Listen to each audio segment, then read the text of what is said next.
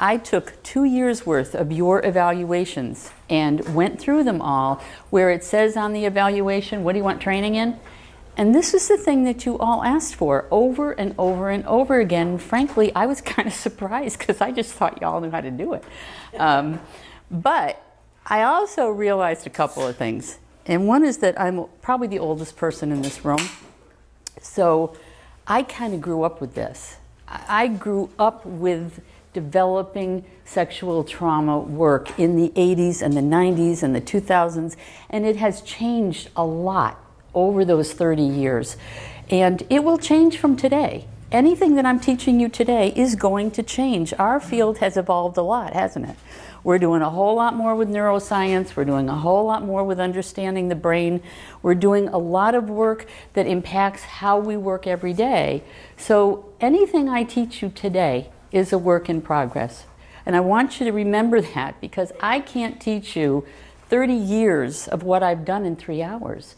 But I can give you an overview of what you need to know as clinicians in order to treat sexual trauma, and then you take it from there and study it and learn it, read about it. And I'll tell you who I learned the most from in all these 30 years, and this will be no surprise to any of you, are the kids that I've treated. The kids that I've treated have taught me more than anything, and taught me more than books, taught me more than conferences, taught me more than anything. And here he is, our very last soldier. We know that we can start when Sherlyn arrives. So, Sherlyn, sign in and take a packet, please. So, we're going to do an overview today. I'm going to talk to you a little bit about what sexual trauma is all about. And you think it's simple. It is not simple at all. It is one of the most complex things that you're going to treat. Because if your father walks in your house and breaks your arm, you know that he did you wrong. But if your father comes in and says, Michelle, all fathers have to teach their daughters how to do this. It's in the Bible. I need to teach you how to have sex. That's my job. That's a lot more confusing. So you have to know the difference between incest or regular sexual trauma. Most of your clients are probably multi-problem families, but just hands, who has worked with incest families? Quite a few of you. So you know that there's a whole different dynamic working with incest families than there is working with sexual trauma. Incest families do not tend to get into our system of child welfare as quickly as multi-problem kids do, but they do come in. So you have to know the difference between incest and regular sexual trauma. You've got to know the difference between how it affects boys and how it affects girls. You are going to need to learn how to write a good trauma treatment plan. And I have given you slides that have goals on them that you can take and you can learn from that, and you can write a good trauma treatment plan from that. And lastly, we're just going to talk about some of the techniques. So, how has this changed over the years? And Amy has a lovely example. If you buy a book about sexual trauma, make sure it was not printed in the 80s. Because in the 80s, we discovered that sexual trauma existed. And we began to put out a series of books that, if I can find the right page, this says, where did I come from? Now, who had children in the 80s? Okay, this might not be any surprise to you, but why did we do this in the 80s? What had we come from? We had probably come from pretty repressive upbringings ourselves. So we get to the 80s and we say, we're going to teach our kids about sex. They're not going to call it their pee-pee, they're going to call it their penis. And they're not going to call it their potty, they're going to call it their vagina. And they're going to use the correct vocabulary. And we're going to be totally upfront with our kids about sex. So Amy buys this book and she brings it home to me. And it said, the man loves the woman, so he gives her a kiss, and she gives him a kiss, and they hug each other very tight.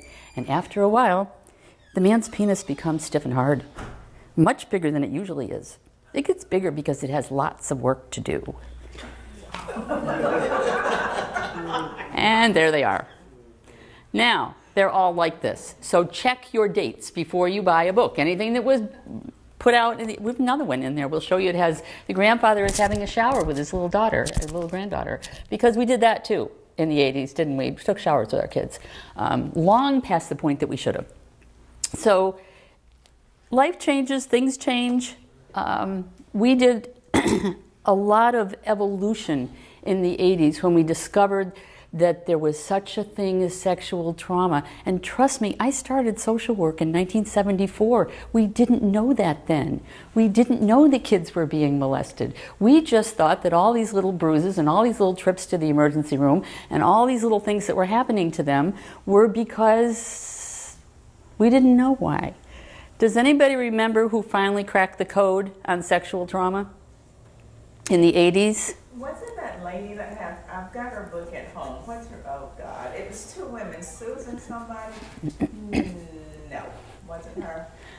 The most popular woman in the world. Who is our most publicized figure? Oprah Winfrey. Oprah Winfrey went on her television show in the 80s, and I don't even remember at what point exactly, but she disclosed that she had been molested as a child by, I think it was an uncle. And from that we got Dr. Phil, and I'll never forgive her for that, but that's a whole other story. But then he came on and tried to solve all these people, and all these people were coming out of the woodwork and saying that they had been molested.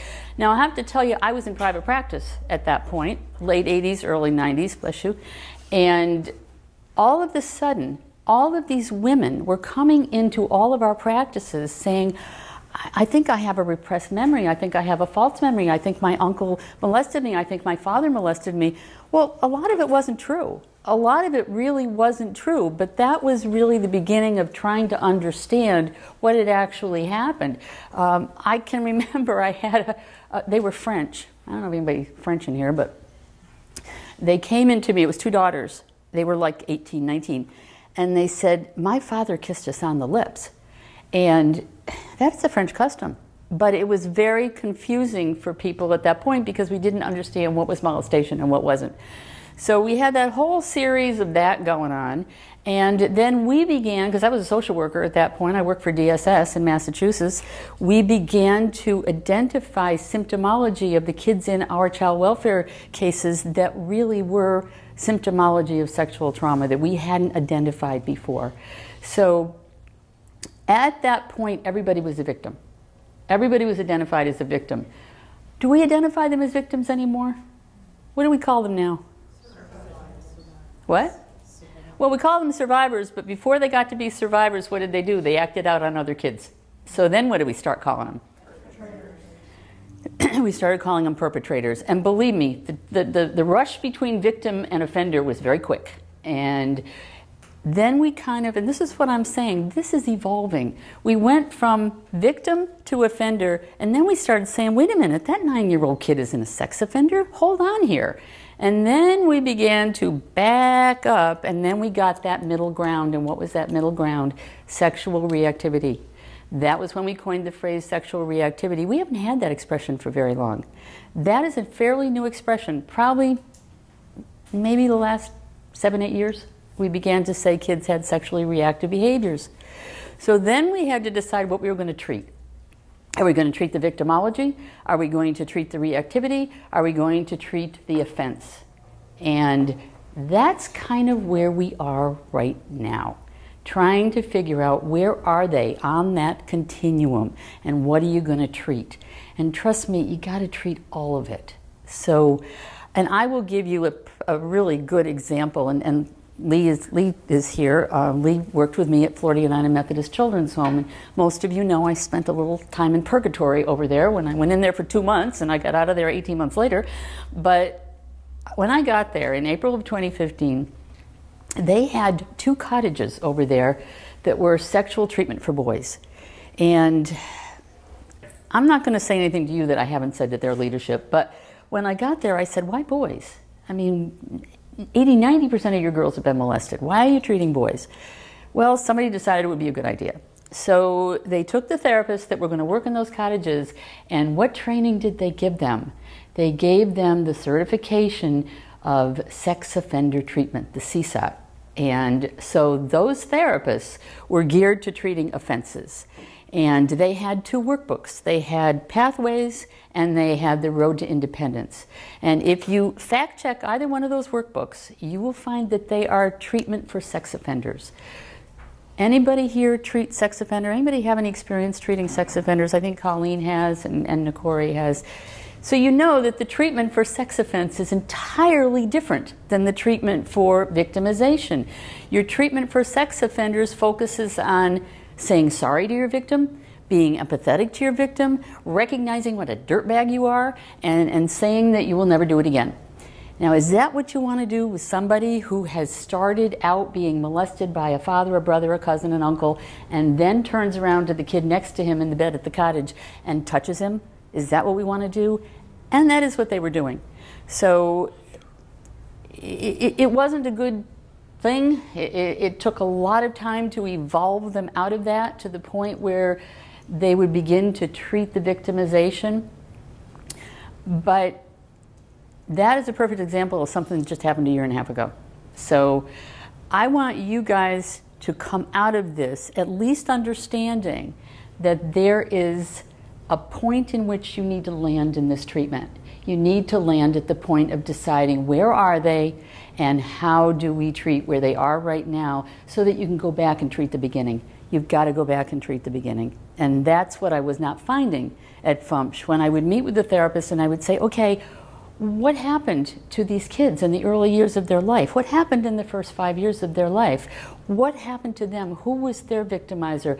What was their initial sexual trauma? Nobody could tell me. They just started with, and they would say things like, well, I think he perped on his sister. Well, what does that mean? Does that mean that he had sex with her? Does it mean that he touched her bum? What does that mean? But the kind of the lens was offense. So, all right. We're going to get going. I'm sorry, I kind of got off of my tangent here. But, all right, we are going to cover all of that in these 3 hours. I'm going to show you a little short video. We're just going to use it in the thing. Yeah, you want me to just do We can video so it fills the screen? If you can do it. Now, I want you to look at the hairdos of these girls. This probably is from the early 90s, this little video. It's about 10 minutes long. It's really hard to find videos on this topic that you can look at in mixed company. I remember just feeling empty. Just this sense of emptiness that, oh my God, there's nothing I can do to stop this. There's really nothing I can do to stop this man. Can you just turn on the light and hold it up toward the TV? Yeah. My first experience with sexual abuse was when I was 5 years old. He was a babysitter, looking after my younger sister and I. And I was walking by the washroom that evening and noticed that she was performing oral sex on him. And he asked me if I wanted some. And I just shook my head and walked away.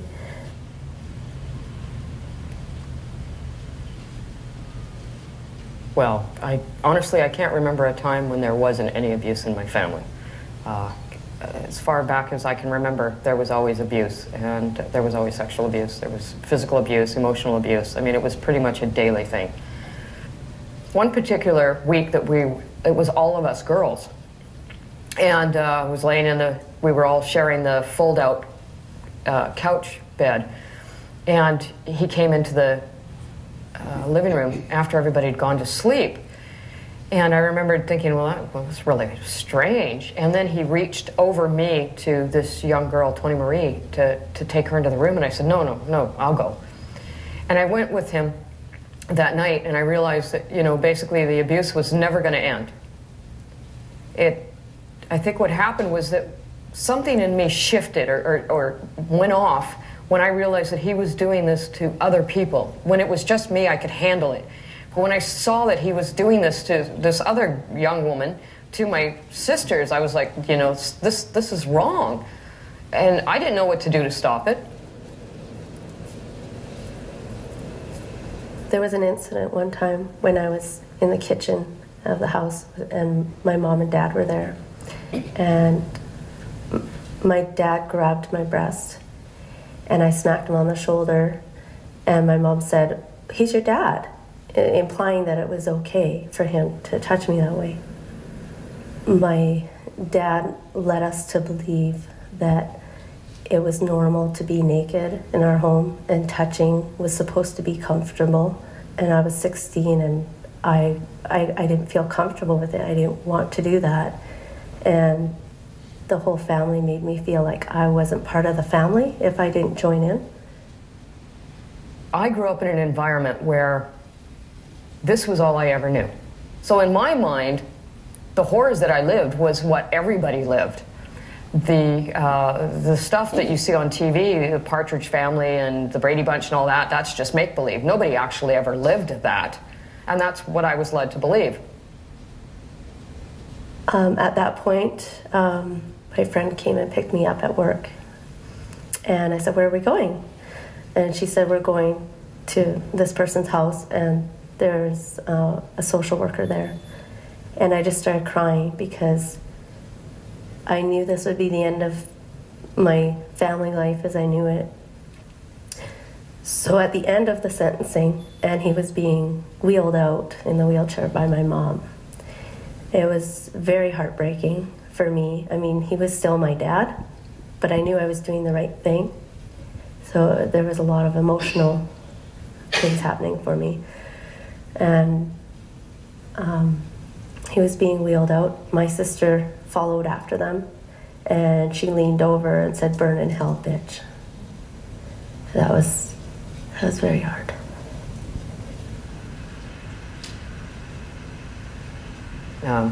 I did take him to court. There was a case against him, and we lost. Four counts of statutory rape, and we lost. He lost custody of the kids, so that was the one good thing that did come out of that. It was really unfortunate for my mother, because then she got custody of the kids, and her new husband didn't like them. He, I guess, had enough and buggered off, and of course my mother packed us all up and chased after him, and then when we finally caught up to him again, he started raping me, and I said, "You know what, I can't take this anymore. I can't take this anymore." And I told my mother the truth, and she basically told me that I was lying, and I was only saying it because I didn't want her to be happy. And the feeling that I got, because I always thought that my mother cared about me and loved me and would protect me, and in that moment it was like she was saying that, you know, I don't give a shit what happens to you. This man that I'm with is far more important than you will ever be, and guess what? You're just going to have to deal. It was very difficult for me to be with my family during those visitations. The feeling was still there that they were blaming me, so I left town. I was drinking heavily. I was very promiscuous, using drugs, so I had to leave and start over. You know, I never once denied any of the stuff that happened to me when I was a child. But I didn't ever really look at it either. What ended up happening for me was that I opened the door. I didn't know what was going to come out from behind it. And it was like somebody turned a movie camera on inside of my head, and I started reliving everything from the beginning. And that's when I found out that everything happened from the age of 3. And it just started, and it was like going through every single day again, and the emotional and the physical and every part of the memory, and I couldn't shut it off, and I started drinking excessively, and the drinking didn't stop it. I started using heavy drugs. The heavy drugs wouldn't shut it off. Finally, I thought I was losing my mind, and I knew that I was coming to a point that I was going to hurt somebody.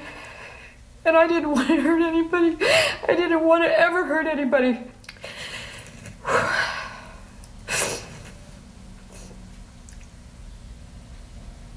Personally, I wish that people got more of a chance to get right up in the face of these people years and years and years later and tell them.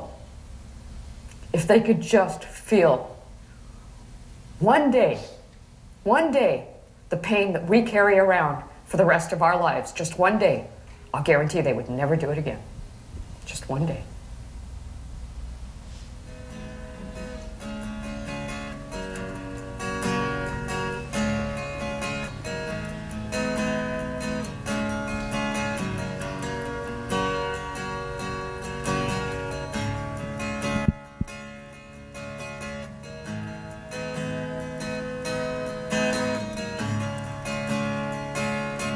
I feel now that I'm in a healthy place where I can recognize if something's going on for me, I can recognize it and deal with it right away. Whereas before, when I was seeking help, really felt that nobody could help me, that I was just this broken person and I couldn't be fixed. I was a mess and that nobody wanted me. My experience with sexual abuse is something that I can't ever forget. It's part of what's happened to me, but it's also part of what's made me stronger.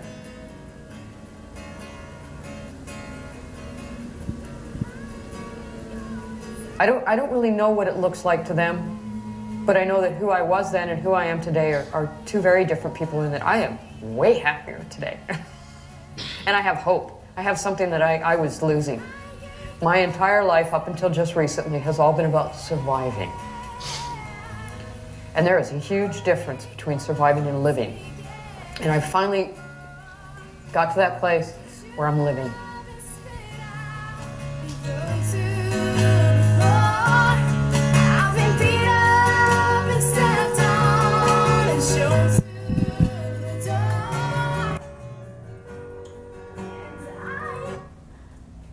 Okay, I have to tell you that that was every woman that came into my office in the 80s and the 90s, because that's really all I treated at that point.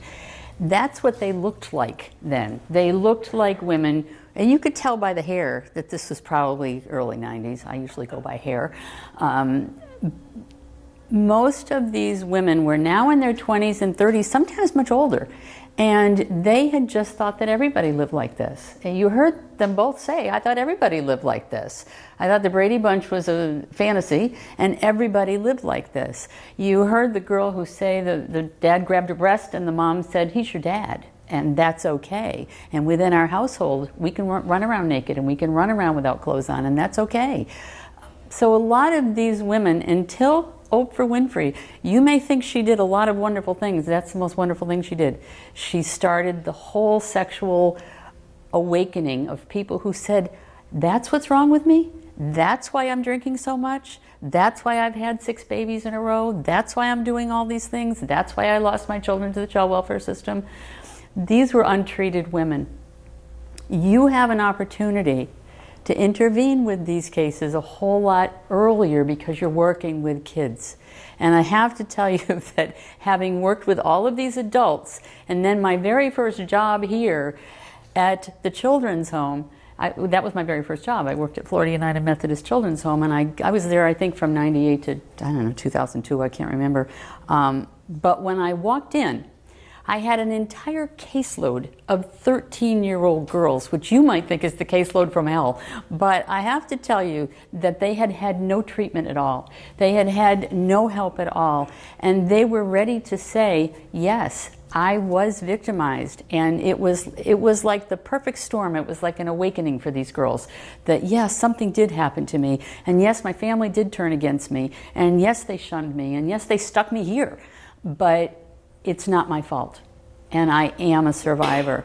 And that was a much better outcome than you're looking at these ladies, because these were the women who didn't know that that had happened to them. So that's why we're doing this training, because I really want you to all understand, and I think you do, because everybody in here is very experienced, that most of the kids in the child welfare system have had sexual trauma. If they didn't get it before they got into foster care, they sure got it after they were in foster care. Because how many of you have had clients that have been molested once they got into the foster care system? Probably all of you, if you really knew. So that's really why we have to do this, and we are doing this wrong. We are treating current behaviors, and we're not treating where those behaviors came from. Now, was it just you and I yesterday were having this discussion about the foster mother wanting you to fix the behaviors? Who was I having that talk with? Was that you? I think we had the cold, so she. I think we probably have that conversation quite a lot.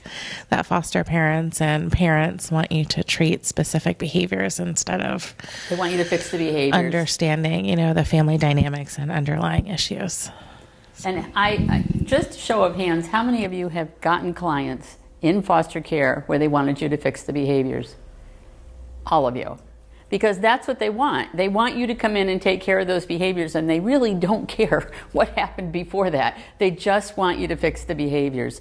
And just your little case yesterday that erupted again at 5 o'clock, a little boy who's only showing symptomology to the foster parent who wants to adopt him and not to anybody else. And we keep getting calls from Kissimmee saying Amy's got to go in there and fix those behaviors and change that stuff, and that's not her job. So we need you to be able to understand where those behaviors are coming from, and we need you to understand where they are on the continuum from victim to reactor to offender. Most of them are not offenders. In fact, probably the majority of them are not offenders. A couple of years ago, when FSMO was still around, Family Services of Metro Orlando, they were cited in an audit because a lot of their kids were getting molested in their foster homes. And they asked me to do a certification training for them for foster parents working with sexually reactive kids. And that's the thing that Lee's trying to finish up today. And I did. And we taught that to a lot of different foster parents, how to recognize where your kids are on the continuum of treatment and what you as foster parents can do to help them with that treatment. And then I brought that training to the children's home, and I did it for 3.5 years. And really tried to help the cottage parents, the house parents, the foster parents to understand that these kids are not sex offenders, that if they're doing sexually reacting behaviors, it's because something happened to them, and we need to know what happened to them. And that doesn't ever seem to be what we're looking at. And I did CBHAs for a while, and I can tell you that this was an actual quote from a file from Devereaux. It was a Devereaux case. And that is not Willie. That's a stock photo, just so you know. This is not a real kid. But he was 6 years old. And his case management file, and I was kind of astounded by it, which is why I lifted it out, said he's considered a sexual predator and can't ever be left with younger children, especially males. Now, anybody who's worked in foster care, and you're all working in foster care now, you know what safety plans are. And you know that now we have this whole big thing where we cannot have kids in bedrooms with other kids, which has really impacted group care and made it cost a whole lot more, because rooms that used to be set up for 2 kids now can only have 1 kid in them because they're not allowed to sleep with other children. But this little boy was only 6 years old, and he was being treated as a sex offender. Maybe when I first got to the children's home, we admitted a 6-year-old boy. Now this little boy, I want you to think 6. This is probably a 6-year-old kid. This little boy, his parents, both his mother and his father, had put him in their bed when he was a baby. And they routinely fondled him. They fondled his penis. They had oral sex with him. They routinely molested him from the time he was probably 2 to the time he came to the children's home, and then they brought his older sister into the bed, so they were all in the bed together. This little kid had no earthly idea what mothers and fathers were for. And it was very hard for the treating therapist because the cottage parents kept saying, you know, this kid is terrible. I mean, he's constantly rubbing his penis, he's constantly trying to grab the other kids, and he was barely 6. Now, think about your development when you're in a neglectful environment. Are you developing normally? Are you really 6 years old cognitively? You are not. And he was maybe 3 cognitively. And I kept saying to her, you have to help the cottage parents understand that he is not a sex offender.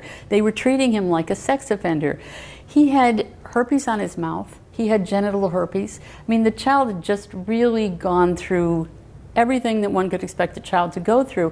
The other side of that, however, is that when you are stimulated in this way, when you're a very young child, you do develop feelings. That's what our bodies are for. We're sexual from the day we're born. So he did have aroused feelings, and he had no idea what they were for. He had no idea what to do with them. He was completely impulsive, so he was grabbing and touching everybody in sight.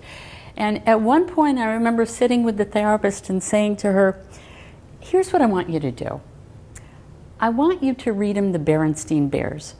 And everybody knows what the Berenstein Bears are, right?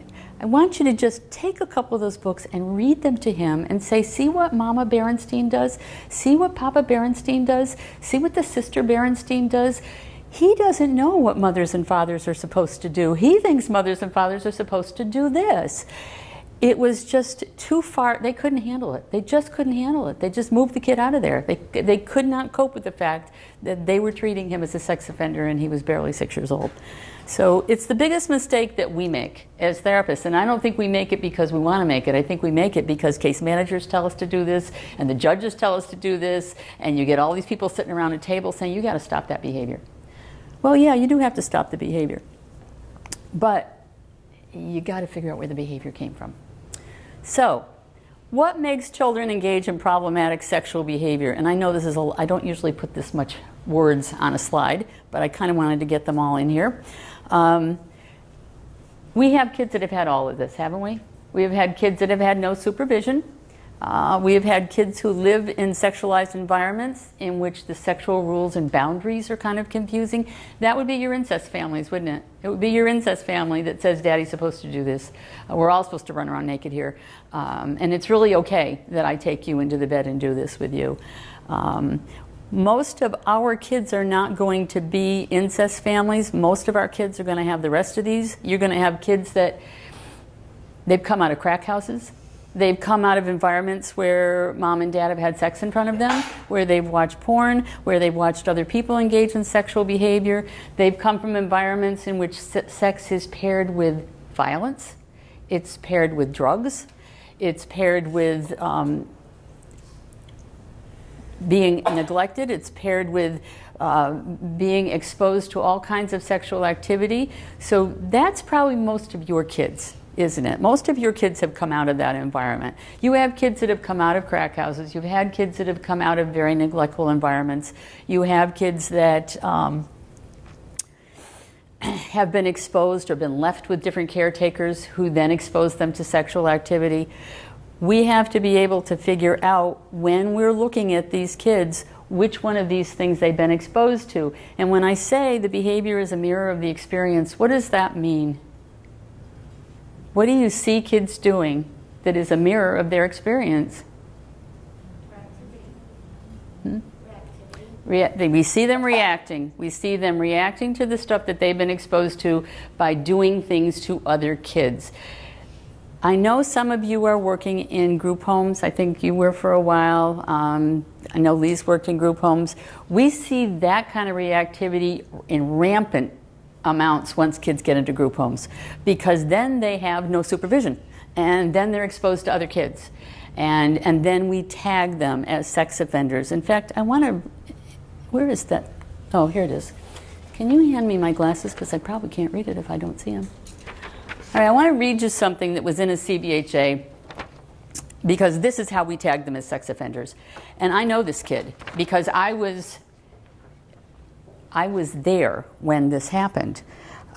This was an 8-year-old boy, and he's in a group home, and something happened to him. And the CBHA assessor went out, and this is what she wrote. And then I'm going to tell you what really happened. But this is now in the CBHA that was going to follow this kid for the rest of his life. And she wrote it in his 2 siblings' CBHAs. So now it's in all of their CBHAs. Said, he is treated with outpatient therapy and medication management at his group home.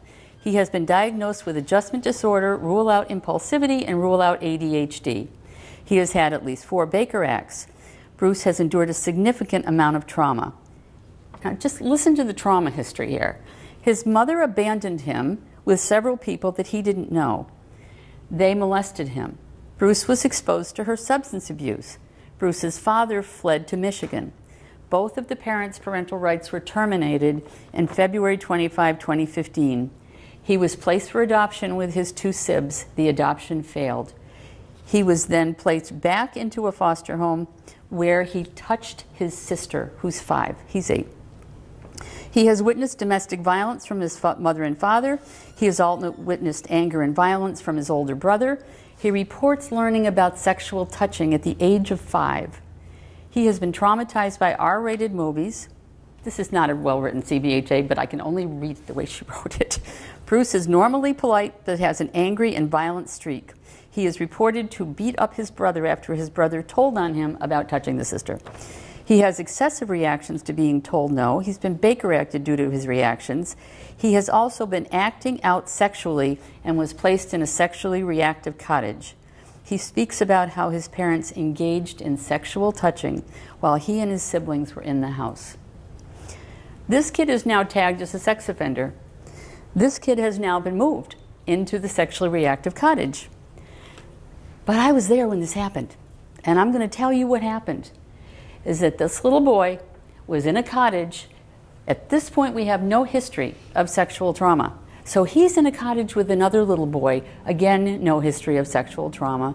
He wakes up in the middle of the night. The other kid is standing over him without his underpants on. And Bruce picked up a shoe and threw it at the door to get the staff in there. The staff came in. They find one boy standing over Bruce with no clothes on. And for reasons that I do not understand, the other kid was left there, and Bruce is immediately moved into the sexually reactive cottage. So, what are we now treating? What do you think the primary focus of treatment is for Bruce now? What? He's an offender, and he is now in a sexually reactive cottage where he is tagged, essentially, as an offender. Treatment for all of this has not happened because the CBHA is not given to the group home at that point, so they don't have any of this history. They don't know anything about this. Then we find out that, oh my God, he touched his sister on her bum. So now we're doing treatment for that. We are not looking to see what happened to him. We are not attempting to treat him, and truthfully, I think to this day, this is where we are. Just recently, we were asked to intervene in this case because now they're trying to decide, and this is how the ripple in the pond effect happens. Now, CBC is trying to decide if they should take the other two SIBs and let them be adopted separately and leave him where he is because of this one event. This is what happens. This is why we're doing this training. You can't focus on what they did. You have to focus on what happened before that. I don't think right now this kid is probably getting a whole lot of treatment for what happened to him because just very recently, I'm going to stick that over there so I don't lose it, just very recently, in talking to the ongoing therapist, I said to her again, what do we know about this kid's history? And she said, I think he perped on his sister. Okay, what does that mean? That could mean that he had full-blown intercourse with her or he touched her once. It could mean any one of a number of things. You have to kind of drill down to that. And that's where, we're going to talk about this in a minute, you have got to be comfortable with your own sexuality in order to do this. Sorry, I know I'm probably just made a big noise on the camera. You have to be comfortable with the way you were raised and the way you were presented with sex in order to do this. I'm not saying if you have your own sexual trauma history that you can't do this, but you got to have your stuff together. You have to have your own stuff together before you do this. You can do a lot of harm if you don't have your own stuff together. If you do, you can do a lot of good because you understand it, but you got to understand it. So when I say we help the child realize that the behavior is a mirror of the experience, I'm not saying that if a kid is really doing something, really acting out sexually, you should say, that's okay, honey. You were abused when you were a child. No, I don't want you to do that. But I do want you to help them to understand what is behind the behavior. And how many of you have worked with male victims? A lot of you. Do you see a difference between working with males and females? What can somebody tell me is a difference between working with males and working with females? Miss Amy, with your cold, can you? Thanks. With boys, sometimes violence is attached to the act. Oh, sorry. With boys, I've just noticed that sometimes violence is attached to it. They are very angry and they act out in violence because most of the time when they were in the home and they were molested or victimized, it's a violent household. Right. And the two just sometimes go together for that. I think you're absolutely right. Anybody else have any comment about the difference between girls and boys? Because that is a definite Marima.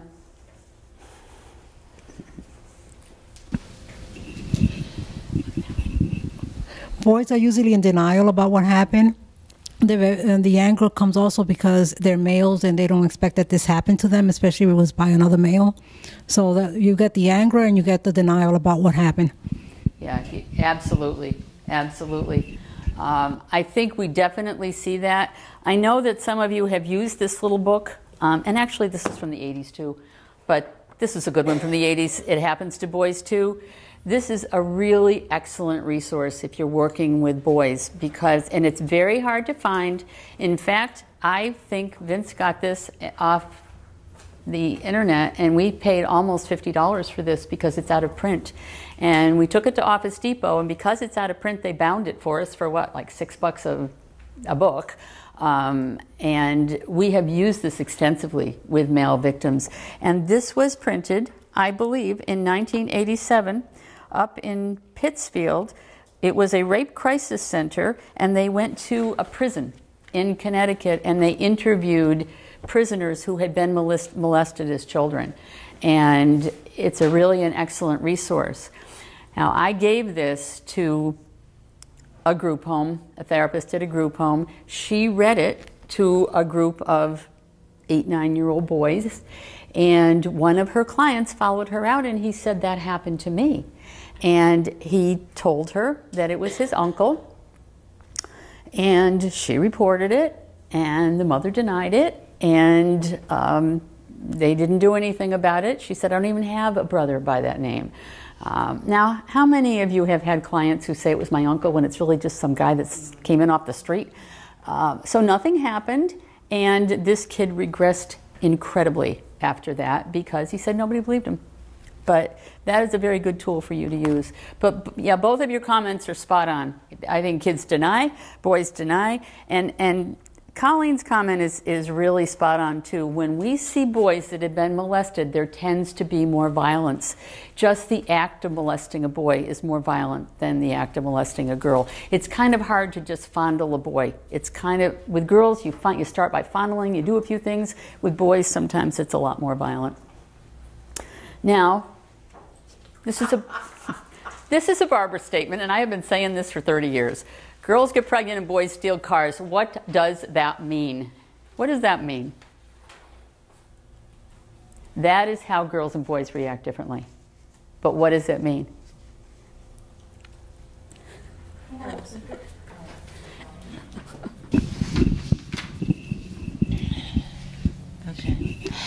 Okay, in that statement, I see that girls, they become more sexually promiscuous, and they continue repeating the act with the offender. And when it says boys are stealing cars, they're acting out in aggression. You know, their behavior is more outward, whereas girls are more inward, so to speak. Right. And that is exactly what it means. That what we see with girls is that they're much more apt to repeat their victimization, where boys are going to act out, and there's a lot of reasons for that, and we're going to talk about that, but why do you think boys might react more violently? What's a boy's defense? His manhood. His manhood, you got it. And that's why we see that. I've been saying this. I've been training at the children's home for 3 years, and I've been saying this for 3 years.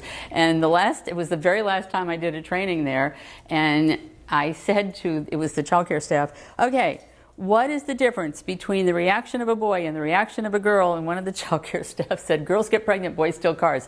I said, yes, he remembered that. That is the biggest thing that we see. And there's a lot of difference in the way people react to traumatized, sexualized girls and traumatized boys.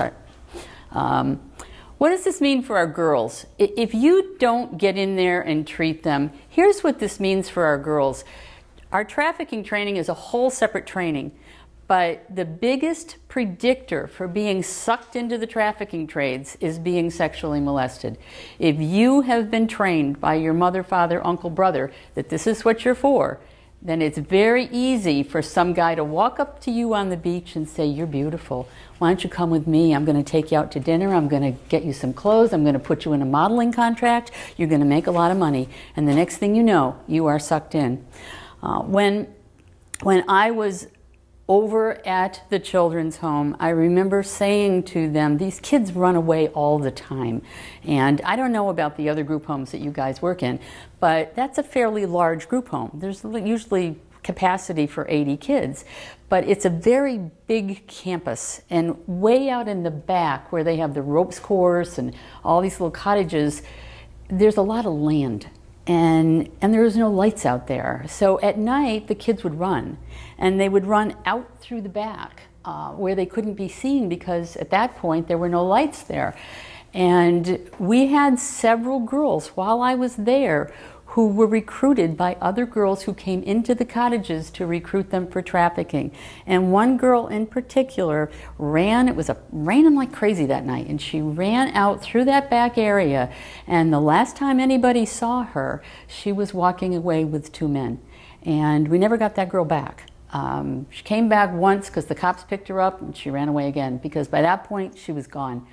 And that's what I used to say to the kids. If you run away, if you think it's bad in here, try running away out there. Because you run away out there, you're gone within more than 48 hours, your chances of being trafficked are probably 75%. There was another youngster who ran. She was 14, got into a fight in the cottage, I don't know what it was, but ran down to the 7-Eleven that's down on Providence by that Publix. And there was a guy who, this happened almost every night there, who circled around in a white van and looked on the campus to try to find the girls. He saw her going. He followed her to the 7-Eleven and said, "I'll give you a ride home." Now, if you ever saw the mugshot of this guy, why in the world she would ever get in the car with him, I cannot imagine, but he did. She went with him. He took her home. He was in Deltona, and he raped her. And then he was on the phone trying to get friends to come in and buy her, and he had taken some drugs. He passed out. She ran outside. In fact, I talked to the cop that this happened to. She ran outside and saw a police car in the driveway next to her. It was 3 o'clock in the morning. She went, knocked on the door, and said, I need to get away from this guy. This particular law enforcement officer came in one day while I was there, and he was telling me this story, and he said, she's very lucky that she saw my car, because anybody else would have come and taken her by the time I got there. And this was all publicized in the paper. His mugshot was in the paper. But no matter how many times you tell kids in foster care who've already had this experience of being molested, it's a lot worse out there than it is in here, they don't believe you. So this is what this means for our girls. And you can be a supportive person to them. They're very, very vulnerable when they're in foster care. Is there anybody here who hasn't worked with somebody that's had sexual trauma? No. I mean, you've all done it. So what does it mean for our boys? And I think Colleen has already said it. Sexually reactive behaviors for our boys often result in criminal charges. We're much more apt to criminalize what boys do than we are what girls do. So where do you find them? Sometimes you find them, they're already DJJ involved because they've been arrested for their behaviors. If the victim is a family member, and I certainly see that working in that group home population, if, like with little Bruce here, because he allegedly touched his little sister, I have had parents say to me they can never come back home. You did something once when you were 6, and now they're 16 and they can never come back home? They can never be safe around these other siblings? That's ridiculous. Of course they can. But it's much easier to for the victim to be rejected, and it is much easier for us to regard them as sex offenders. And here is our most vulnerable population, as our lesbian, gay, bisexual, and transgender. And there's a very, very high rate of sexual trauma in this population. And if you have any clients that are in foster care that you are recognizing as being in this group, you really need to look at their history. And maybe they're not going to tell you, but you need to look at their history. Did they spend any time on the street? If they spend any time on the street, you can guarantee you that this happened to them, because how do they survive when they're on the street? That's how they survive. they're much more likely to be homeless. They're much more likely to have been thrown out by their families. They're much more likely to have absolutely no social supports. So what they're going to do is trade sex for food and shelter. And this is a very, very tough population to treat. It's really the most challenging to treat. Now, we're going to take a break in a minute. What I would suggest that you do when you get your clients, if you get the CBHA, unless it's one like that, you might want to read the CBHA and see what, but you're looking at what happened in the early years. You're looking if they were ever homeless. You're looking if they were ever on the street. You're looking if they were ever living with a friend, sleeping on somebody's couch, doing something like that, much more vulnerable to having this happen. So before we get into treatment, I'm going to let you guys take a break. I want you to understand what our goals for treatment are, because it may not be what you think, and sometimes we do all this training and then I read your treatment plans, which really are very well done, but they're very behavioral, and maybe we're not all, and I know it's hard to write the measurable stuff that ACA wants you to write, I get that, but we really want to look at what we're trying to do here. And what we're trying to do is help them understand what their behaviors, what purpose do those behaviors serve to them, and then what are we going to treat going forward. Okay, now we'll try again. Can you hear? Yes. Is it up? Okay. Why do we have to try to stop the behaviors? How many of you work with case managers? You all work with case managers. Case managers can't see past this stuff either. And I guarantee you that if you have a kid in treatment and the kid is doing something overtly sexual, that's all the case manager wants you to deal with. They really don't care about anything else. They want you to take care of that behavior. And when I say that, I say really, teachers can't see past it, law enforcement can't see past it, case managers can't see past it. It's just easier to treat them if you can get them to recognize that they can't masturbate all the time or they can't do all that stuff all the time. If you can just get that far, you will be able to start your treatment.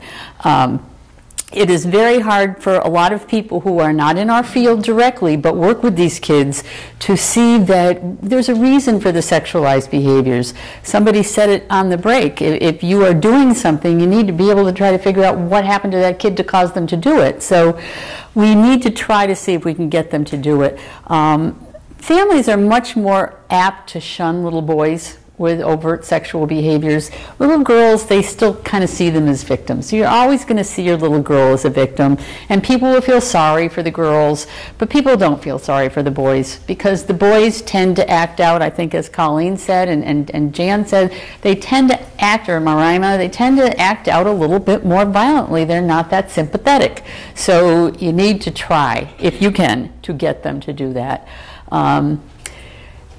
And understanding, bless you, Amy, understanding how they see themselves is the key to stopping the behaviors. Most girls do continue to see themselves as victimized, and most boys see themselves as predators.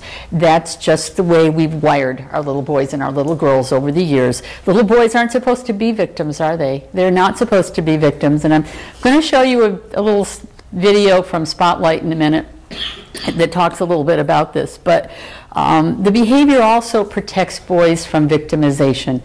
The little boy that I told you about that told his therapist that it happened to him too, once that did not work out, once he was not protected, he began to poop in bags, and he would gather the bags and put them in the drawer of his room.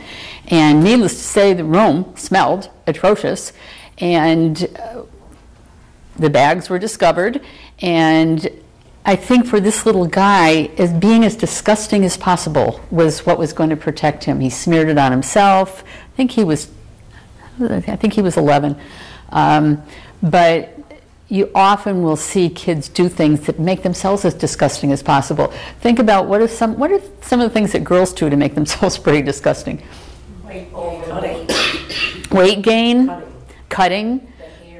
The hair in the face, the goth clothes, the long clothes, or not showering, not taking care of their grooming. it's a defense mechanism. You want to make yourself as disgusting as you can because nobody's going to bother you. The other thing that girls do is, somebody mentioned it before, I think maybe Jan, they go the other way and they get very promiscuous because in their minds they're saying, I'm taking charge of this now. If I'm going to be a prostitute, it's going to be on my terms and I'm going to take charge of this now. So we need to try to figure out where the behavior comes from. I think the next one is Spotlight. Okay, who has seen Spotlight?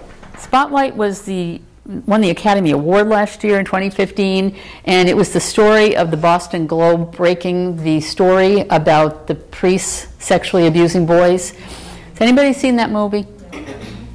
Not a lot of you. You want to understand sexual abuse of boys? Watch that movie. I know because I was raised a Catholic, Vince was raised a Catholic, probably some of you were. It's very hard to watch if you have grown up in the Catholic Church, because that problem is a worldwide problem. It was not the Boston Globe, but the Boston Globe broke the story in the early 90s. Now, why did they have that petri dish? Anybody know anything about Boston? Who lives in Boston? Irish? Catholics. That's who lives in Boston. And most of this happened in, I would say, judging by the timelines, probably the 70s and early 80s. And at that point in time, it was slightly different cultural change. Remember when I say to you, you've got to kind of go the timeline of sexual trauma. But at that time, in a little, Boston's a small town. It's a city, but it's a small town, and it's an Irish Catholic town. It's a very Catholic town. And one of these victims is going to talk about this, that priests were everything in the Catholic Church. They were everything. Now we look at them very differently, don't we? And that's kind of sad because there's probably many, many wonderful priests out there. But when this began to break, these were men now who had had this happen to them 25 years ago, who had never told anybody. So Spotlight really shines a spotlight on what happened to the boys that had this happen to them, the same way Oprah Winfrey kind of opened it up for the girls in the 80s. So this is a brief clip, and it's, oh, we're going to do that one because I was going to say we had it cut off in the middle, so. Mike, Yes. So am I the first survivor you've talked to? Yeah, I believe you are. Okay, well, first of all, let me say thank you for having me in today. And I want you to know that you have the full cooperation of my organization, SNAP. How many members are in your organization, Phil? We had 11 at our last chapter meeting. 10. Karen just moved. You had a woman in your group? Of course there was a woman. They don't discriminate, not when it comes to abuse. And this has nothing to do with being gay. What this is priests using the collar to rape kids. Kids, boys and girls.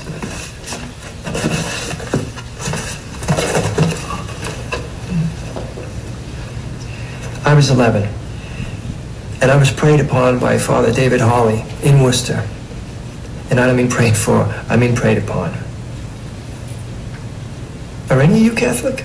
I was raised Catholic. Now I go to my wife's Presbyterian church. I'm lapsed. I go to church with my grandmother sometimes. And it's safe to say we were all raised Catholic, but now, not so much. Okay, well let me tell you. When you're a poor kid from a poor family, religion counts for a lot. And when a priest pays attention to you, it's a big deal.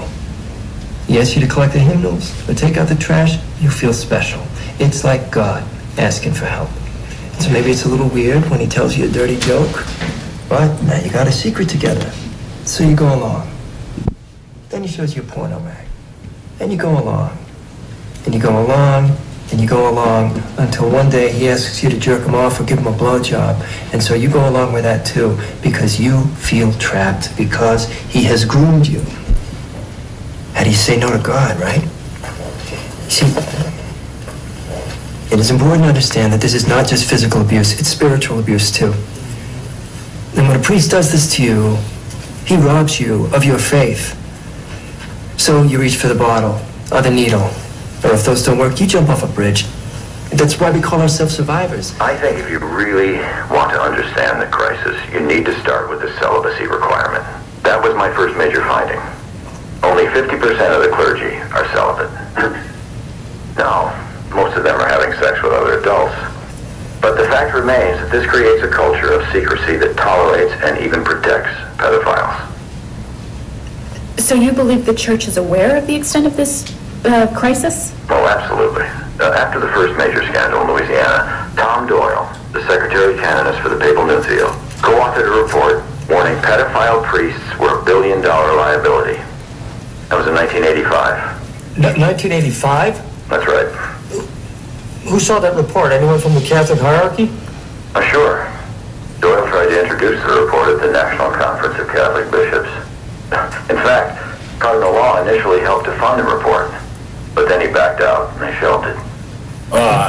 Richard, Robbie here. We think we have 13 priests in Boston that fit this pattern, which would be a very, very big story. Does that sound right to you in terms of scale? No, not really, Robbie. Sounds low to me. My estimates suggest 6% act out sexually with minors. 6% of what? 6% of all priests. How many priests do we have in Boston? About 1,500. 1% is 15. 6% is 90. Right. 90 priests. Is that possible? From a metric standpoint, yes. That would certainly be in line with my findings.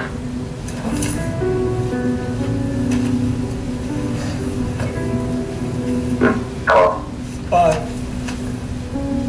The reason I pulled that scene out, for one thing, it has to do with boys more than girls, and the way he described what happened to him is that whole, this is why treatment of sexual trauma is confusing. You have to figure out if it was forced victimization, you have to figure out if it was coerced, you have to figure out if it was manipulated.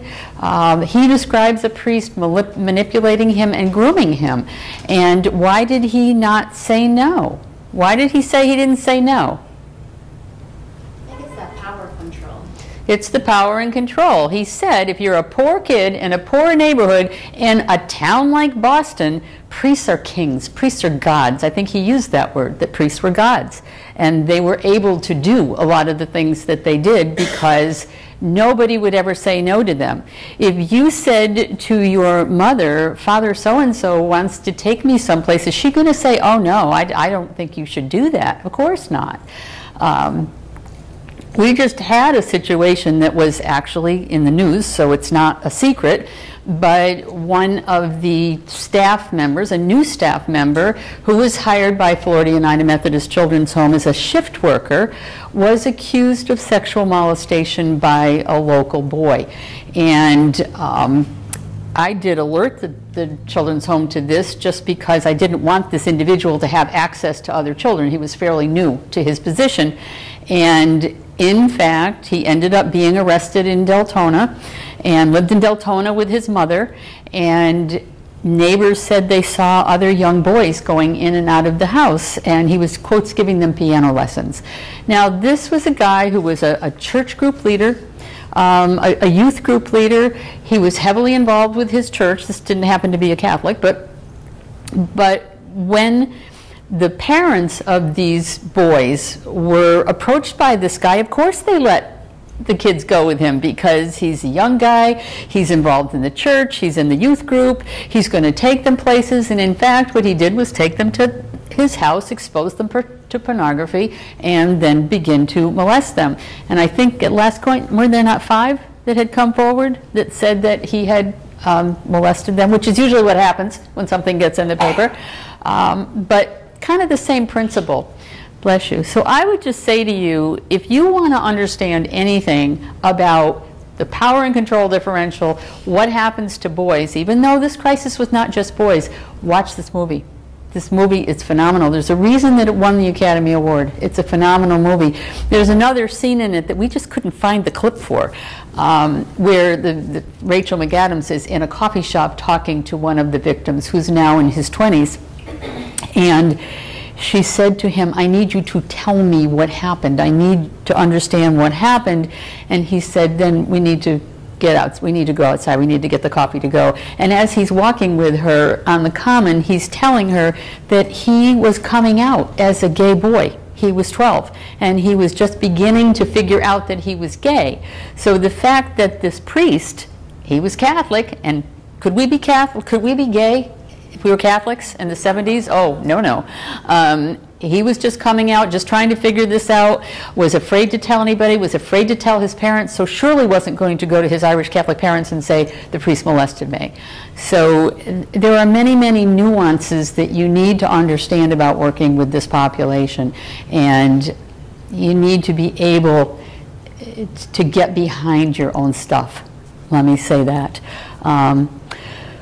When I say that the biggest challenge for the therapist in the beginning of treatment, when you don't know whether or not the kid thinks he or she is a victim, if you have kids that don't think that they're victims, that's very, very tough to treat. You have to sit on your hands while they figure it out. And sometimes it takes them a while to figure it out. But in the meantime, you've got to be comfortable with your own sexuality. And by that I mean, you have to be able to be aware of your family's cultural biases around sex. And when I do the 4-part certification, the first module of that training is talking about how you learned about sex. So I am going to ask you, who in here learned about intercourse from your parents?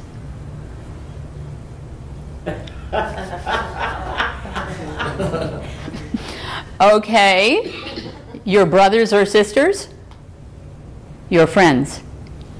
That's how we all learn about sex. Our friends. We don't, I mean, I'm surprised, I'm not surprised. There's always somebody that raises their hand. But when I did this training at the children's home, it's so funny because we all talked about what cultures we were. And different cultures don't talk about sex.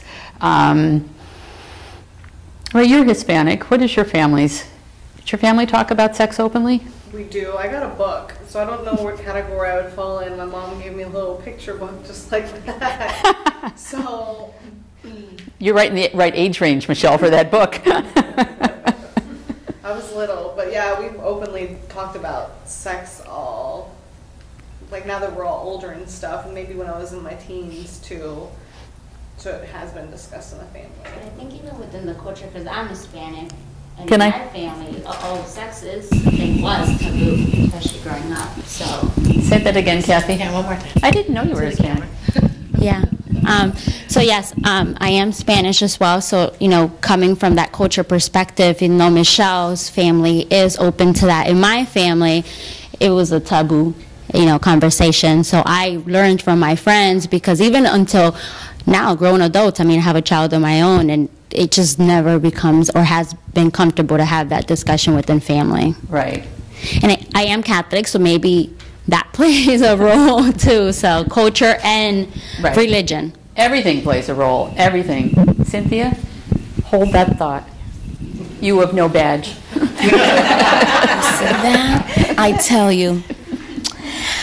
Well, I'm Haitian, and my family, we just don't talk about sex at all. Well, I do, mental health therapist, but my family does not. It's completely taboo. How I learned about sex is through educators. I was always volunteering, and so here I am, 14. They had to teach me at Queens Community Center about sex, which was an eye-opener. I learned about all these different sexual moves and everything. My mother doesn't even know this. You guys know this, but my mother doesn't even know this. And we're recording you, too. And you're recording me, so this is really bad. So, I mean, she doesn't know a fifth of what I do, because if I were to tell her, oh my goodness. But beside that, I learned from the educators, and here I am learning about fisting even from a book, and what fisting is and all that. And fisting, believe it or not, fisting. I don't know what that is. Master's degree that came with there. Literally, do you want me to go into it? That's okay. We'll talk later. Okay.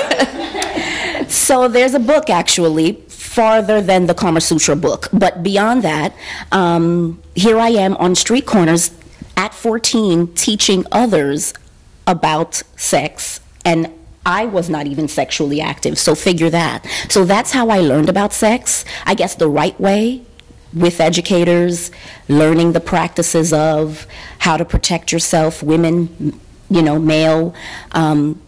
But till this day, they are very squeamish about speaking about, sexual anything. Those who are being raised now after me are coming to me. So the family has designated me to speak about that topic, to tell you the truth.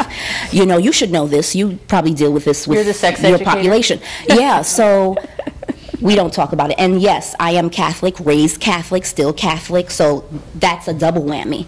So it never worked out for me. Who else? Now that Cynthia has shared, Sherilyn? Well, I'm also from the Caribbean, but I'm from Trinidad. I'm also from the Caribbean, but I'm from Trinidad. And it was never spoken about in my family. It was definitely taboo. It's interesting that the only time that my father ever mentioned anything pertaining to that subject was when I was a grandfather. So I had to kind of learn, as I went along, trial and error. I'm an Italian Catholic from New Jersey, so you don't get much more hidden than that. But I remember like a 6th grade in Catholic school health class, and it was 2 periods, and it covered, your cycles and what it would be to be a girl. And then I think the last 5 minutes of the second class was about intercourse when you're married. Oh, only when you're married, right? So I'm from Jamaica, but I used to live in New Jersey, and very sheltered. Growing up in Jamaica, we didn't have like television where you can watch things. We just played outside, go to school. So kind of learned from my peers as I was in high school, but I remember my first book when I was about to get married, and I was in my 20s. So just kind of coming from a different, environment where everything is not so exposed, and until, right before I'm getting married, I'm getting this book on everything. Of course, we knew information from school and things like that, but we just never talked about it. My family never said anything about anything. Just here, you're about to get married. Here you go. And I just wanted to say one more thing. I was threatened, though. I was told that I would be going back to Haiti if I got pregnant. So that was the only, and I didn't know what pregnancy was. I don't even know what that was, but I was threatened with that. So if that was your helps. birth control? Yeah, and then went to Catholic schools all my life, so it was really bad. Yeah.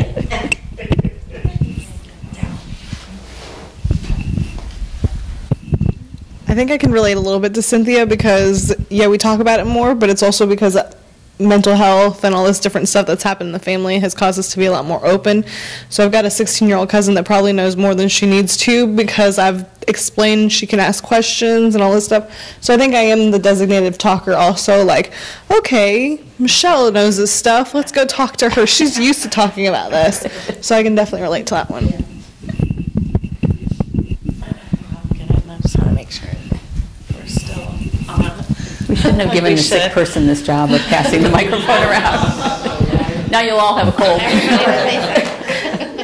My experience was very different. My mom said at a very young age if I wanted to know anything to ask her. So when we had our sex ed class in 5th grade, I knew all the stuff already to the point where the 5th grade teacher brought my mom in and was like, why does she know all of this? So, and it was always very open. So if I had any question, I would just ask my mom about everything. So she would tell me everything. So all my friends would ask me, like, what's going on? Like, what is this? And I was like, ask your mom. Why can't you ask her? Because that's what my experience was. This is very different than all you guys. She was very open with everything. I couldn't imagine getting a book.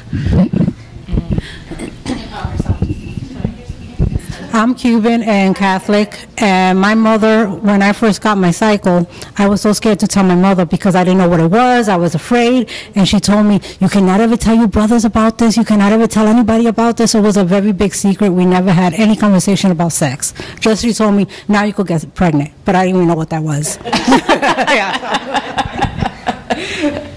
So really, thank you guys for sharing that so much, because you have all different cultures now that have just said basically, except for Lori, and I think the rest of, who's the third person that raised their hand? And LaShawn, most of you learned about this from your friends. I think a lot of this has to do with the generation that you came from. I certainly can tell you, and I've told this story ad nauseum. Vince is sick of me telling this story, but I grew up in an Irish Catholic household in the 50s and the 60s, and my mother would have sooner shot herself in the foot than talked about sex. So when I got my period, she walks up the stairs to my bedroom, and she has got this little book that you can still buy online. Kotex put it out. It's called Growing Up and Liking It. And it talks about the young lady's responsibility when she has her period. So she walks up to the top of the stairs. I have no idea what is going on. Like Marima, I'm like, jeepers, what happened here? And she takes it and she says, here. And then she disappeared. So it was the Irish Catholic mother's absolute best thing for sex education was that little growing up and liking it. And the book is hysterical. It's really funny. I still have it. But we all learned about this in different ways. Now, what does this mean for us doing this kind of work? Just be aware of it. Just be aware of the way you were raised, and just be aware of it. Everybody has biases, don't they? Everybody has things that they learned when they were growing up. We have a couple of people that are Hispanic here. I can tell you that one of the problems that most at the children's home and as therapists, what your cultural group identifies as their problem is dealing with sexual trauma from the family perspective. Because you have been, correct me if I'm wrong, but you've told me this, you have been raised culturally to support the family. And now you've got a child victim, and you've got a mom that is having a really hard time supporting the child victim, and you've got a dad that's being asked to leave. I have been told over and over, especially in Kissimmee, where you've got a 75% Hispanic population, that's your tough area. And you know as clinicians that you have to do it. You know as therapists that you have to do it, but you have to talk to that little voice in your head that is saying, I was not taught to do this. So we just all have to be aware. And we have to kind of get used to it. At this stage of treatment, you have to be able to listen to whatever the kid has to say, no matter how disconcerting that is. And the reason I referenced Ashley, that's for me, so I remember. But Judy McGrath isn't here, but when Judy McGrath and I were working at the Children's Advocacy Center, I actually was still stationed at the Children's Home in Bruton Hall. We had a child victim. We shared her. She came to me first. She was 9, and she had been, her stepfather had been molesting her, and I mean full-blown everything. She was little. She was a really little kid, and at the time Harry Potter was just kind of coming out, and she looked a lot like the female character in here, whatever her name is, Hermione or whatever. And she was very cute. She was very little. She had little horn-rimmed glasses. She was a little tiny girl, and she would sit and talk to me about how great sex was with Steve. Steve was her boyfriend, and it was great. And he just did everything to her, and she really loved him, and she didn't understand why her mom had asked him to leave because they had been boyfriend and girlfriend for months. He even bought her a little, I didn't even know they made them, a little miniature dildo so that she could stimulate herself, so that she could get a little bit farther with her. And at one point, and she would tell me these stories, and you have to sit on your hands at this stage. She's telling me that she woke up in the middle of the night and she was wet, and that Steve was standing over her, and she said to him, "Why am I wet?" And he said, "I think the cat licked you." And then he threw the cat outside or something. It was something about abusing the cat because he said the cat licked her.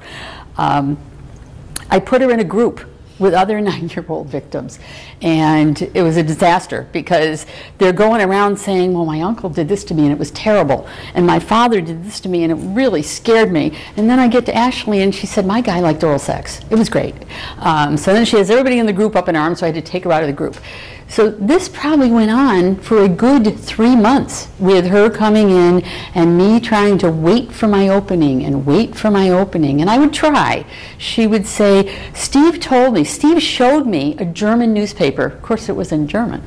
And he said, this says that in Germany, men have sex with little girls. And I said, well, can we read German? No. So I would try, Ashley, could you read that newspaper? She wasn't ready to go there, but one day she's sitting on the couch with me and she said, where is Steve? And I said, and this is very uncomfortable. I got to tell you, it's very uncomfortable because you want as therapists to say, are you kidding me? This guy molested you. You're a victim. You can't just sit there and talk about how great oral sex was with him when you're 9. But she did. And I had to really wait for my moment. And she said, where is he? And I said, he's in jail. And she said, why? And I said, well, Ashley, there's a lot of people that don't think what Steve did was okay. There's a judge, there's a police officer, there's a case manager, and I don't think it was okay. And she looked at me for a couple of minutes and she said, I knew that. She knew it. She just couldn't get to it. Now, what would have happened if I had said to her the very first time, he's a dirtbag, he molested you? I can hear you saying it. Just somebody say it out loud. Guarded. She would have shut down. She wouldn't have told me anything. Because you can't assume that you know where they are when they start. You just can't assume. You've got to wait and try to find out. And that is really tough. And that's why, I mean, this is the best group I've ever had for talking about how you learned about sex. Usually I have to kind of drag it out of people. One of the child care workers at the children's home was a guy in his 50s, said, well, I'm from Florida, and my dad took me for a ride around Lake Monroe, and he said I was 11, and he said, well, you know, Mike, out in that lake, there are female alligators and there are male alligators. And the female alligators and the male alligators get together. And do you know what they do? He said, Dad, just take me home. But you guys are pretty comfortable with this, so that's good. Where's your treatment going to start? It has to start with a caring relationship. Those of you who went to the Gentry training, when we did it over at FUMCH, what did he say? All therapy starts with a caring relationship. It doesn't really matter at the end of the day what you do, as long as you do it with care. Most kids are really going to blame themselves, especially in the beginning. You can almost always start out with the fact that they're going to blame themselves. This was a girl, I have this folder. She wrote letters and dropped them on my desk all the time. And when I say assessing state of mind, you got to figure out where they are. Do they think they were victimized? Do they think it's their fault? Do they think they cooperated with this? Do they think that they're gay because of it? You really have to assess state of mind. This particular kid wrote a lot of letters, and she always decorated them like that. And she always wrote on the bottom, whose fault is it? So I called them the whose fault is it letters, because she probably wrote 20 of them, and she would just leave them on my desk when I wasn't there. And this was an incest kid.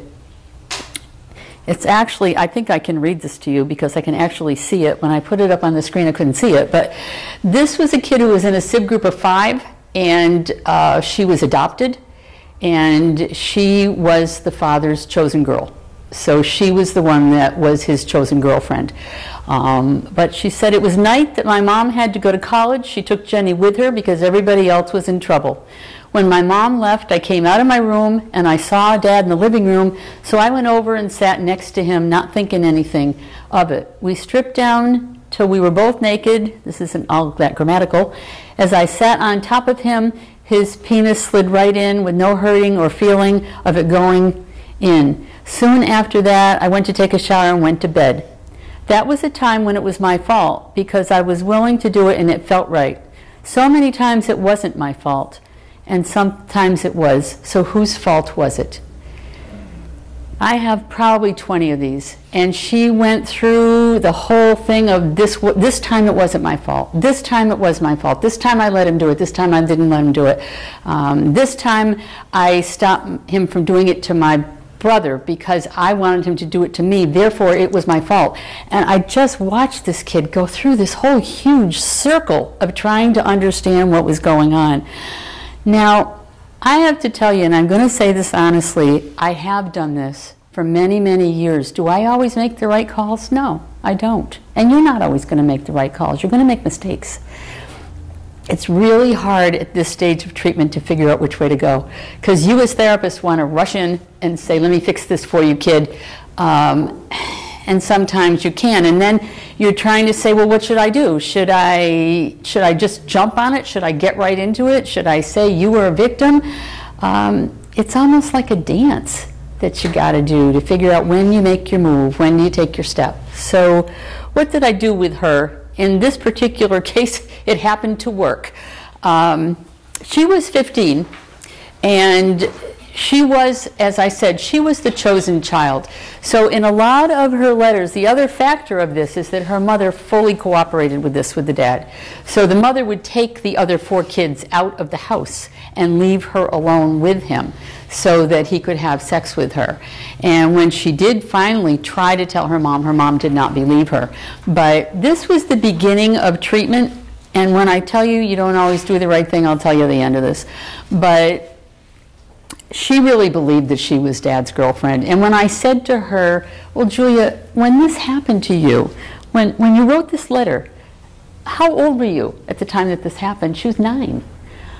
She wasn't 15, she was 9 when this happened. And she just kept saying that it was my fault, I let him do it. And we started, her youngest sister was 9. So we started by looking at pictures of her youngest sister. And I said, well, look at Jenny. She's only 9, she's little. Would that be her fault? And then we began to look at, she had some pictures of herself when she was 9. It took her a long time to look at where she looked right now and the way she looked when she was 9 to say, this couldn't have been my fault. I couldn't have caused this. I was too young. But again, you're trying to help assess state of mind, and that was difficult. And kids' perceptions are everything. This doesn't really have to do with sexual abuse, and I know Amy doesn't feel good, so I'm going to pick on her and ask her to tell me the story. But remember the story you told me about the kid at the children's home that thought she was there because she spilled the Kool-Aid? Oh, yeah.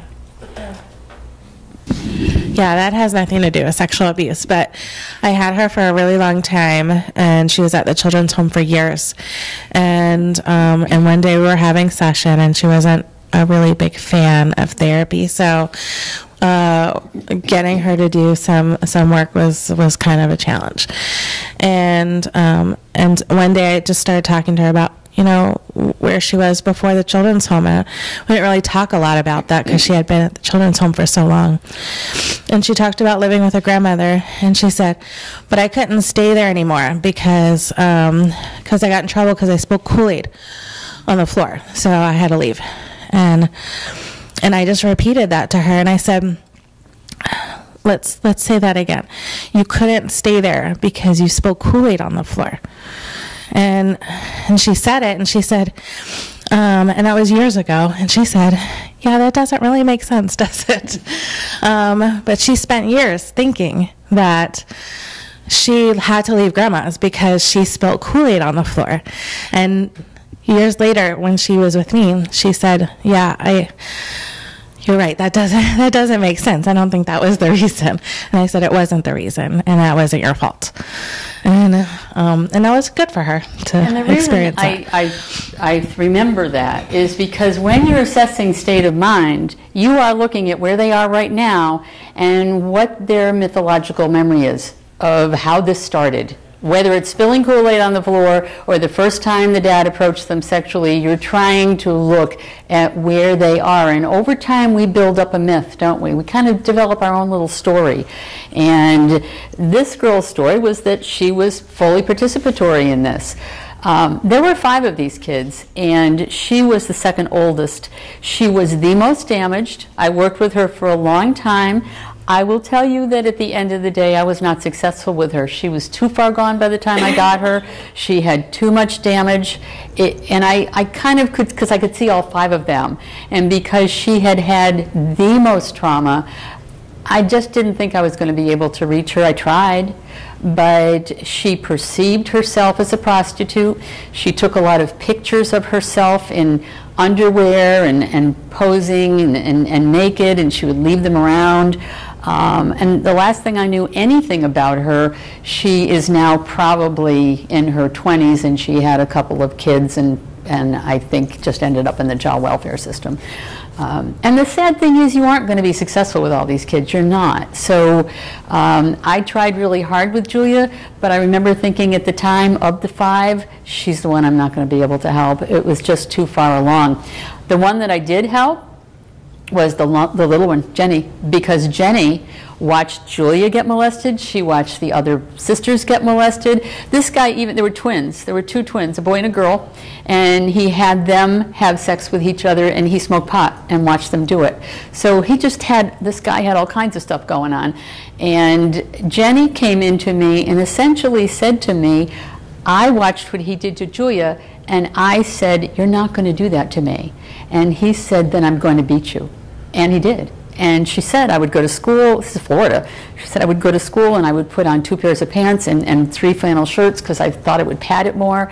But she knew that she was a victim and she stood up to him. She had the best mental health outcome. She got adopted, to the best of my knowledge, is still in this family and did well. But this was a tough case, and you do have to kind of see where they are at the beginning, and it's not easy. Now, when I say how would you react and how should you react, these are some of the things that kids will say to you, and I've had all of this said to me, and you can assess state of mind from that. You have a kid say to you, my father said it was his duty to teach me about sex. It was my fault because of the way I dressed. Julia said that to me all the time. My sister liked what I did to her. It didn't hurt her. And doesn't everybody live this way? When I say how would you react and how should you react, those are 2 different things. Your visual reaction to some of these statements is probably going to be what? Kid says to you, my dad told me that it's in the Bible. He's got to teach me about sex. It's in my Bible. What do you say? Show me that section of the Bible? Or it was my fault because of the way I dressed. Most kids do blame themselves. How do you approach that? This is the beginning of your treatment. Picture you're at the beginning of your treatment. You don't know what their state of mind is. How do you approach any of these statements? Or maybe I should ask you it this way. What do you not do? Do you rescue them? No. Don't rescue them. Do you challenge their faulty thinking at this stage? No. No, you don't. So what do you do? You know what's wrong? I'm sorry.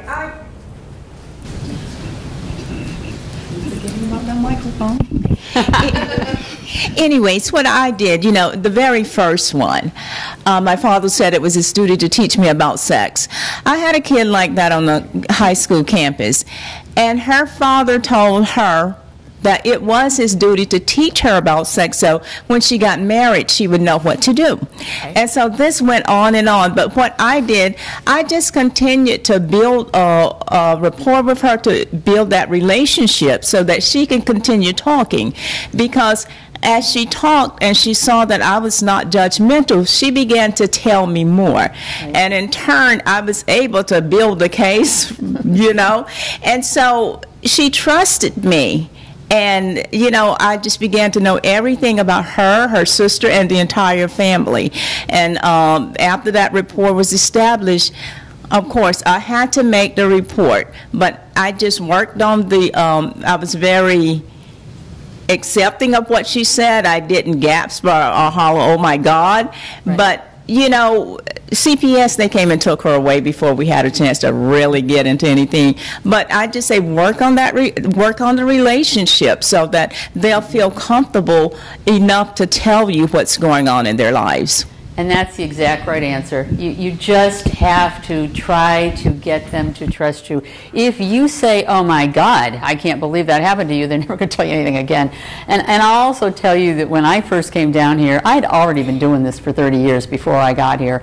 And I learned more in the 2 years that I spent over at the children's home from those kids than I have learned ever in my career, because their stories were so extreme. And I would find myself sitting, and I used to have to put my hand on my face like that because I didn't want to go, he did what? And I did it once. I practically jumped over the table at the kid when she was telling me that Dad made her abort his girlfriend with a turkey baster. I could not hold myself together for that one. But then after that, I just learned to kind of keep my hand over my mouth so that I wouldn't react, because we're all human and we are going to react to these things. These are horrible things that have happened to children, and we are going to react to them. But I think Jan's answer is the absolute best. You have to just develop your relationship and kind of, if you can get them to talk a little bit more about, these are all statements that kids have said. I mean, you heard that girl in the video say everybody lived this way. Those Brady Bunch people were not real. Everybody lived this way. Especially if you're in an incest family, they do think that everybody lives this way. And if you really, and again, it goes back to what Jan just said, most kids do not see any connection between their behaviors and victimization. They don't. And most kids are going to blame themselves at this point. So, and let's face it, if you're a boy, the system's going to blame you too, aren't they? The system is going to say you're a sex offender, or they're going to put you in DJJ. So the system itself is somewhat blaming. So we have that to deal with. So how do you start? And Jan just kind of said it. You have to be able to listen to what they have to say. You have to go slowly challenging faulty thinking, because at this stage they may not think it's faulty. They may think, they may believe that everybody does live like this. And you have to understand that sexual trauma survivors survive because they don't see their reality as unusual. That's why the girl in the video said, I thought everybody lived this way.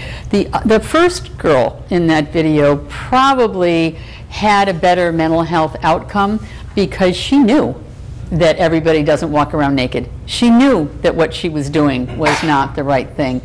The older girl with the longer hair spent a lot of time thinking that this is the way people live. And we kind of start by saying, when we have our moment, this isn't normal and this isn't your fault.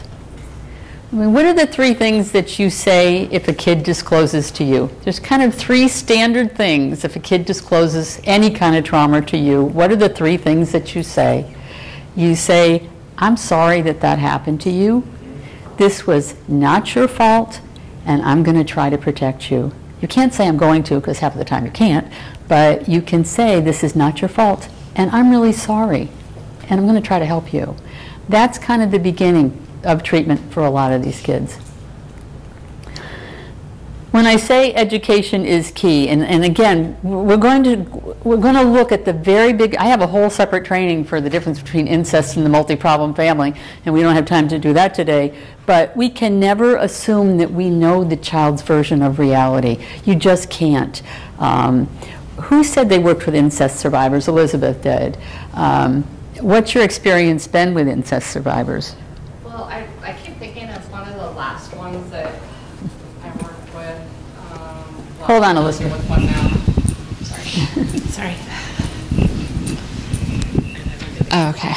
I had a 3-year-old child that the mother brought in and was also referred by child welfare, and the dad was the perpetrator.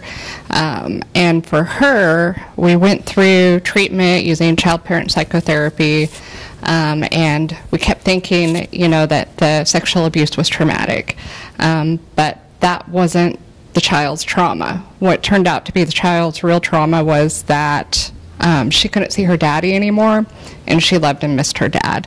So since she was an infant, he had sexually abused her, and he did it in a way that was not painful to her, and it was in a way that she learned to receive and show love to other people. So we ended up kind of shifting our focus a little bit more to allowing her to grieve the loss of her father, but also teach her, you know, educate her about sexual safety and boundaries, and, you know, what parents should and shouldn't do with children, and who can see and touch private parts and who can't.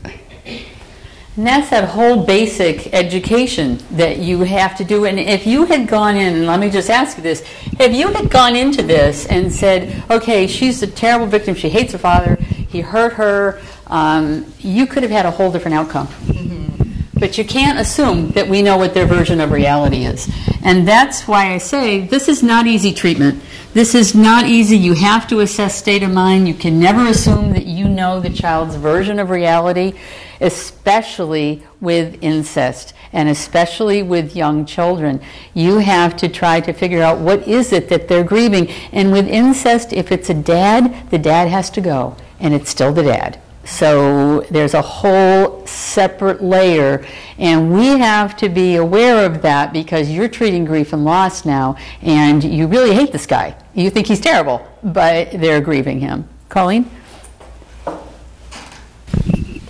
I think it's complicated too because you add this layer of guilt with the person that survived because they essentially broke up the family when that's not reality, but that's their reality. I think that's a lot more complicated with incest survivors, and a lot of them they haven't prosecuted because they're family and they still see them. Right. And it just is real complicated in that way. It's much more complicated than some of the other stuff you're going to treat, because if your father breaks your arm, you know he hurt you. But if your father has sex with you and tells you you're beautiful and doesn't really hurt you, and Elizabeth's point is very well taken, with a lot of these guys, they do not physically hurt their victims. They want to they value their victims in their own weird way. They don't want to hurt their victims. Ashley's stepdad bought that little dildo for her because, bluntly speaking, he was trying to stretch her out, but he never got to the point of having intercourse with her because he knew that would hurt her. She was little. A lot of these perpetrators do not get to the point of hurting their victims physically. Now, doesn't that make that a lot more complicated? If the only thing that your dad did was kind of fondle, not the only, but fondle you, pet you, make you feel good about yourself, tell you how wonderful you were, and then you finally say, Daddy, I don't want you to do this anymore. And now you have blown the family apart. So yeah, that is a very good example of how complicated incest is. We have to deal with incest families in a different way. The multi-problem families are the kids that are going to end up in foster care. And those are the kids who, generally speaking, have a little bit easier time figuring out that mom and dad were drug abusers, they abandoned me, they left me in crack houses, they really didn't take care of me. It still doesn't mean that they don't love their mom and dad, but they have a little bit easier time figuring that out. But we can just never assume that we know the child's version of reality. With Julia's family, Julia was the second oldest. The oldest children were twins, the boy and the girl. And they all came from different places in terms of where they were. Because I sat with the oldest girl one day, and this is a very simple way to start your treatment. You can say, why are you here? I have asked kids, why are you here? And gotten the most complicated answers. And in this girl's situation, I said, why are you here? And she was 15. She'd been brought into the children's home the night before with all the siblings. She was the one that blew the whistle on the family. She went to a church group and told them about her dad. And she said, well, I can remember the gravel on the driveway. I heard the tires coming up the driveway. And we all ran and we hid, and Jenny and I hid under the bed. And then I saw the feet, and I knew that somebody was going to take me. And I'm sitting there going, what? I said, you and Jenny got under the bed? And she said, yes. And I said, I'm confused. What are you talking about? And she said, well, I thought you asked me why I was here. What she was telling me about was when she got removed, when she was 3 years old and Jenny was 1 year old, and when the police came in North Carolina at the house where they were living, drove up the driveway, came in, saw the babies under the bed, pulled them out from under the bed, and she wasn't talking about where they'd been for the last 5 years. She was telling me why. She said, I thought you wanted to know why I was here. That's why I'm here. Just try it. It's the easiest opening. It's the best pickup line you're ever going to get with a bunch of kids in therapy. You'd be surprised what you find out. So let's go back to those questions again. Education will challenge your faulty thinking. So the kid says to you, my father told me that he is supposed to teach me about sex. You have to pick your moment, but you can eventually shoot to say, I don't know that fathers are supposed to teach their kids about sex. And tell me why you think that. You just have to be careful, because the minute you threaten them, they're going to shut down. With Julia, you were only 6. It wasn't the way you were dressed. I've had a lot of kids tell me that it's the way they were dressed. I came out in my underwear, and my dad came on to me, and it was my fault, and I was 4. So you have to be able to do that. With the boys, I have this more with the boys who kind of try to, somebody gave the word here that they deny that they've done something to a sib, and they've done something to a sib, I know, because something happened to them, but they deny, and they'll say it didn't hurt her. She was fine. You have to be able to help the sexually reactive kids understand that what they did maybe did hurt somebody else, and they hurt somebody else because somebody hurt them. And if you can always try to bring it back to that circle, you will do okay. And helping people to understand, especially for incest, that all families don't do this to each other. Usually people will know that. I have to tell you, like with Ashley, most of these kids already know it. They're just waiting for you to kind of confirm it. We have a lot of tools that you can use. Actually, I have most of them here. Books are very good educational tools.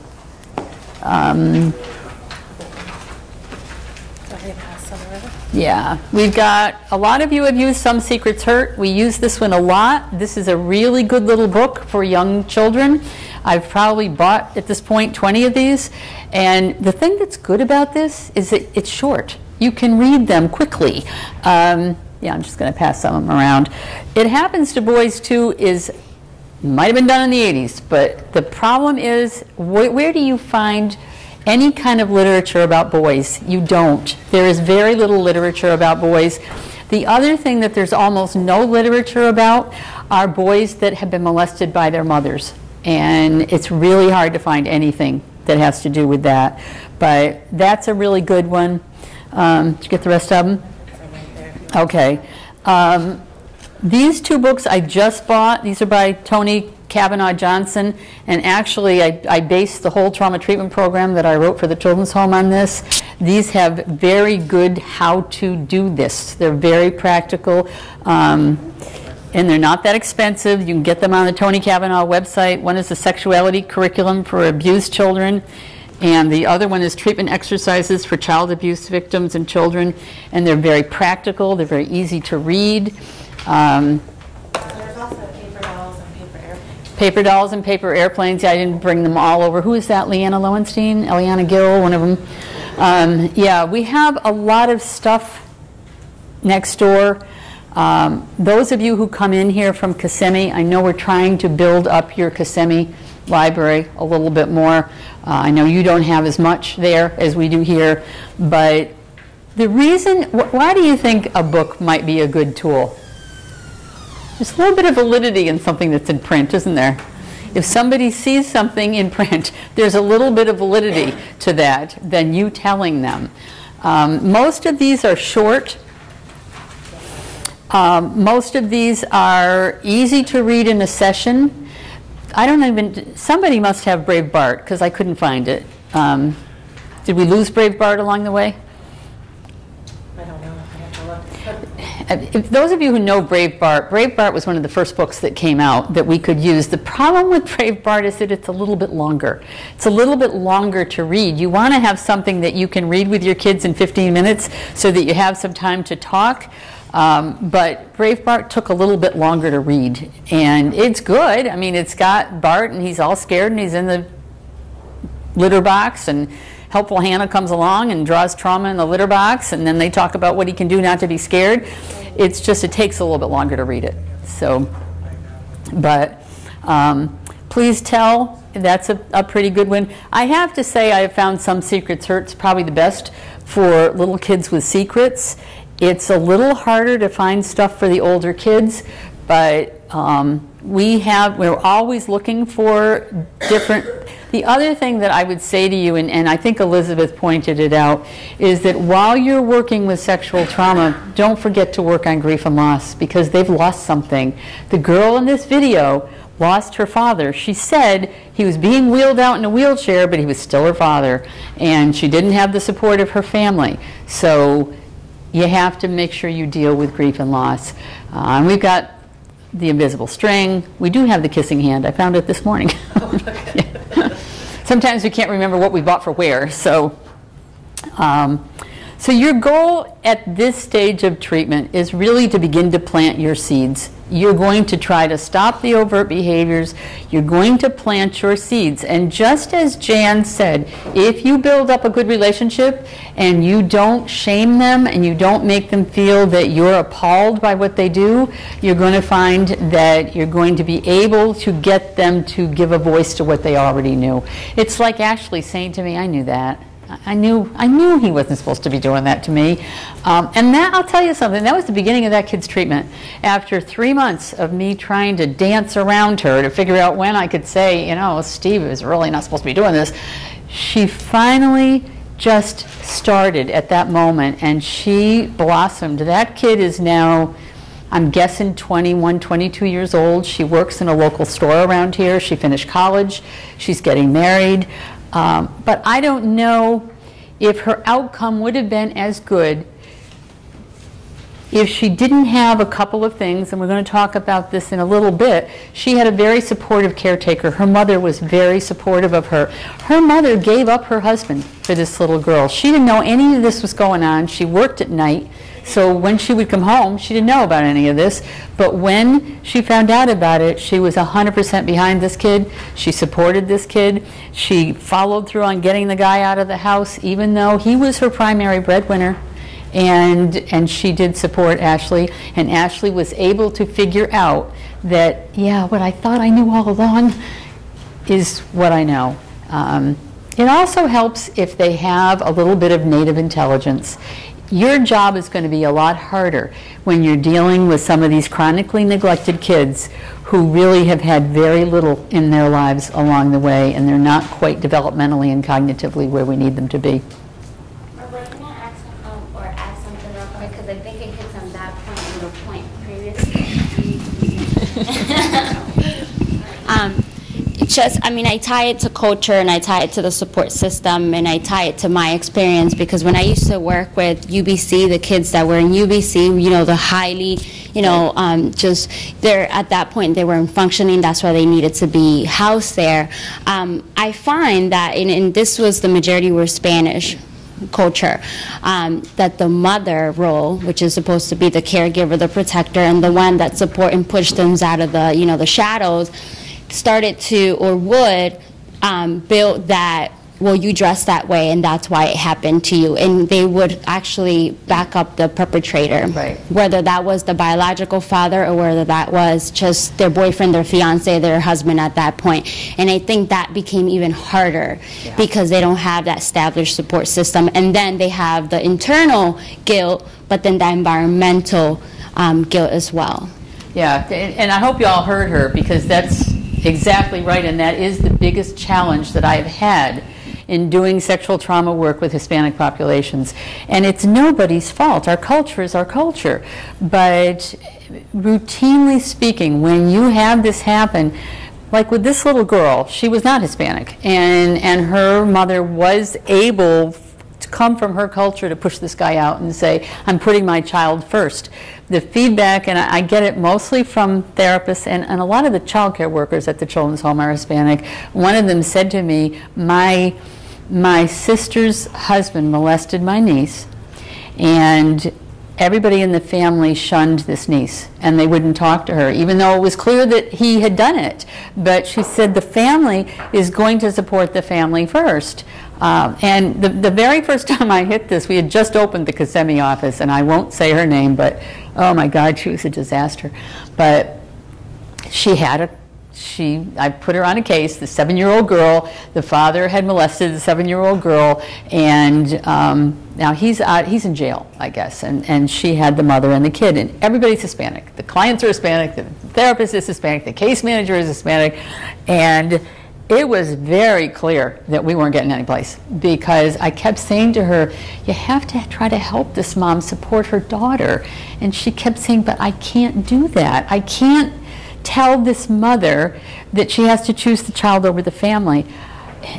You people that are Hispanic have got to help me deal with this, because I don't know how to deal with it. I have struggled with this the entire time we've had the Kissimmee office open, that it's always that issue that we have to deal with.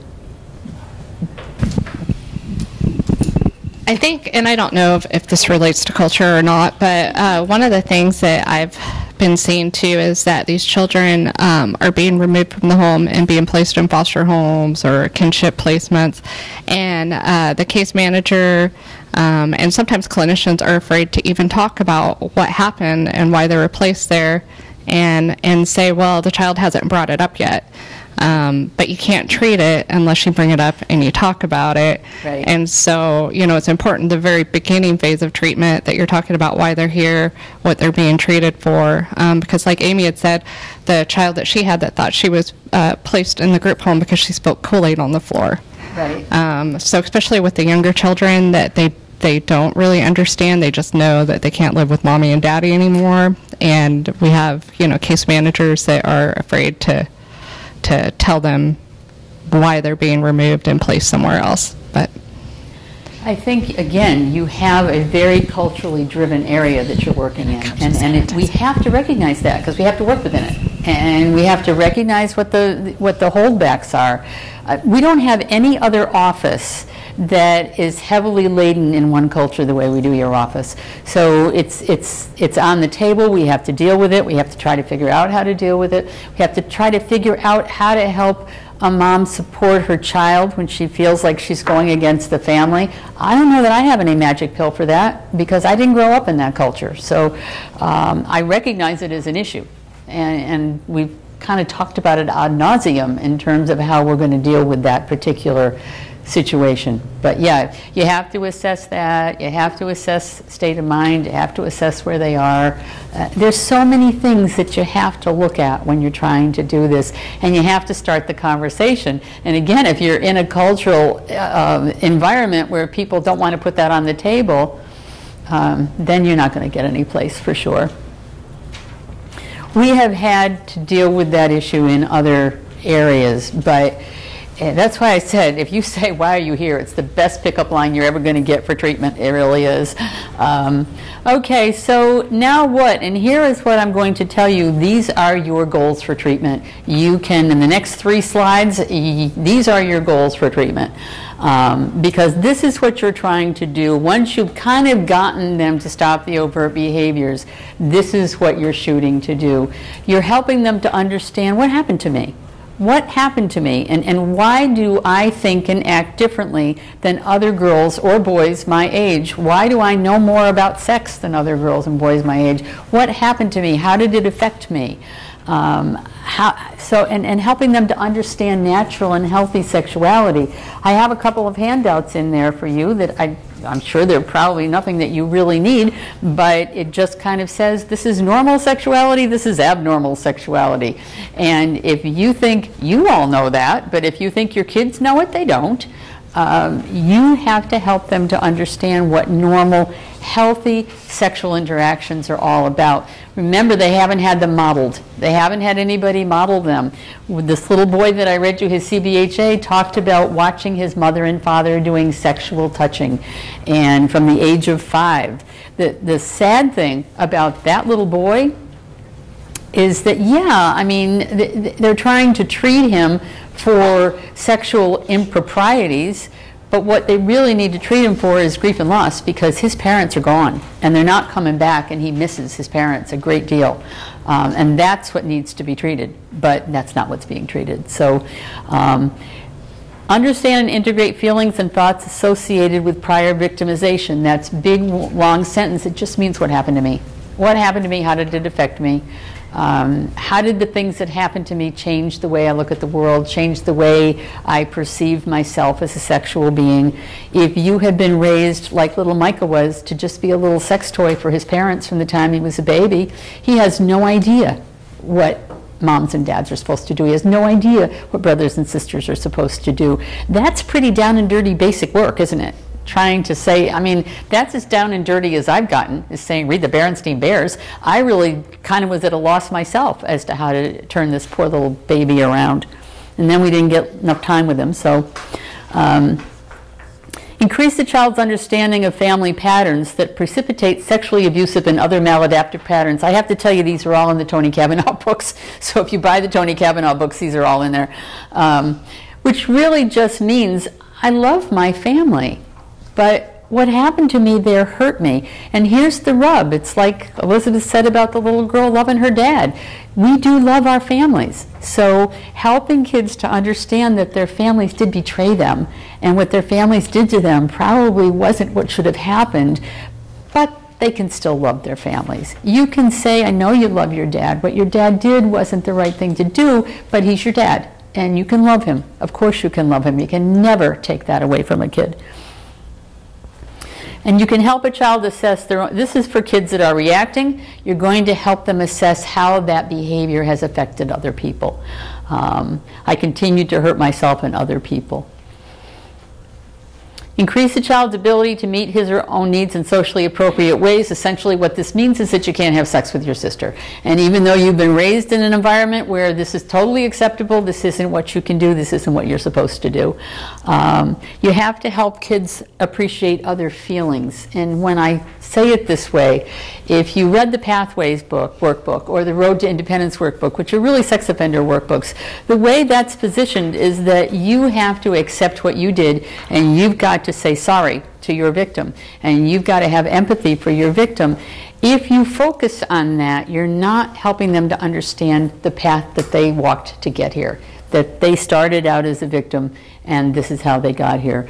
So this is kind of, you don't have to do these in this order, but those 3 slides are really your treatment plan. You don't have to do them in that order. You have to look at where your kid is. You've got to figure out where you want to start. You've got to figure out an assessed state of mind. But those are the things that you're really going to want to be looking at. You can do them in any order that suits your kid. You don't have to do them all.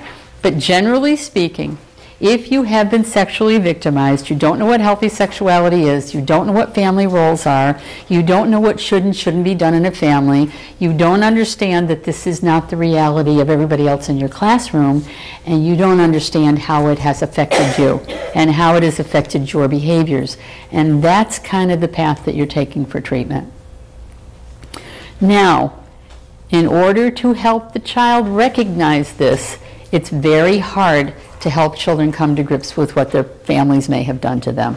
And there you have to really assess state of mind, and you can't go past that. If a child says to you, my father is my father, her father is her father, and you've got to respect that. And sometimes that's kind of hard for us because we're reading what the father did, or the mother, or the brother, or the uncle, and saying, oh my gosh, these are terrible people. I was doing licensure supervision with one of the Tampa therapists yesterday, and she was saying that she has these 2 girls that were in the care of their dad, and they're a little bit older, and he was arrested for trafficking cocaine. They were in the back seat of the car, so they're in foster care, and she kept saying, you know, this is new work for me, and you know, it's really hard for me because they love him and they keep talking about how wonderful he is, and I kept saying to her, that's what they know, and they love him, and you've got to support that. You can't take that away from them. And I said, if you have a chance to talk to him on the phone in their presence, I want you to do that. And she did. And when she was at the visit the other day, and she said, you know, I talked to him on the phone, and he actually sounded like a normal person. And I said, you know, you just can't, you don't know where people came from. You don't know what happened to somebody to cause them to do what they did. Because people that do this to their kids, half of the time had something happen to them. So you keep going back generations with all of this. So at the end of the day, don't judge. All right, what do you need to know to treat this population? And I know we're winding down and you guys are all getting tired. These are basically, if you haven't done any of this study, this is what you really need to know for your body of knowledge to treat this population. And obviously we do a lot of this training, don't we? We talk about the effects of trauma on brain development. We talk about the neurobiological effects of trauma on brain functioning. That's the whole ACE test thing, where you take the ACE test and you have an ACE score of 6 or up, and you have an increased chance of getting diabetes and lymphoma and all of these things because of the neurocortical things that happen in your body with extreme trauma. You need to know the difference between normal versus abnormal behavior. You need to know the signs and symptoms of sexual trauma in youth. These are courses of study and reading you can do on your own. I'm just telling you these are kind of the basic things that you need to know. We're going to talk a little bit about interventions, but whatever works. Use whatever works. Everybody does something different. There are some things that are proven to be better than others, but you got to use what works. And involving the caregiver in treatment is probably the most important ingredient in this. And why is it so important to involve the caregiver? I'm talking foster parents, child care staff, parents, brothers, uncles that kids are living with. Why is that important? What do they need? They need support. They need support at that age and at that stage, and that's why that's important. What I found with working at the kids at the children's home is that they very often didn't have that one person that supported them. Some of our foster parents are great, aren't they? We have great foster parents who will really support the kids in treatment. We don't often engage them in treatment. I think Amy does a lot because you do a lot of family work. I think Elizabeth does. But we need to engage the caretakers a lot more than we do because they are part of the kids' treatment. And if the caretaker understands that when this kid does this, don't put him in timeout. Don't punish him. Try to find out where that's coming from. That's a really important thing for us to do. So what treatment models and interventions work best? We're just going to look at some of this quickly. Obviously, trauma-focused cognitive behavioral is universally recognized as our evidence-based model. And there's lots of ways to familiarize yourself with that. If you've never gone online and taken the free 10-hour training, it's a wonderful training. You get 10 free CEUs for that. You can sign in and out of it until you're done with it. It comes with role models and videos, and it's a really nice little overview of that particular model. And when we first opened our doors, we used to pay people to do it, but we only had a few therapists then, so it's gotten too expensive for us to do that now. But if you've never done it and you're at the beginning of your work, I think Calvin did it because he's kind of at the beginning of his work, and it's a great way to position yourself for what work you're going to do. But what's the website? On your website? No, but we will get it for you. I think if you just Google trauma-focused cognitive behavioral therapy, I believe it's still, is it South Carolina, North Carolina? I can send a link out to everybody after the training.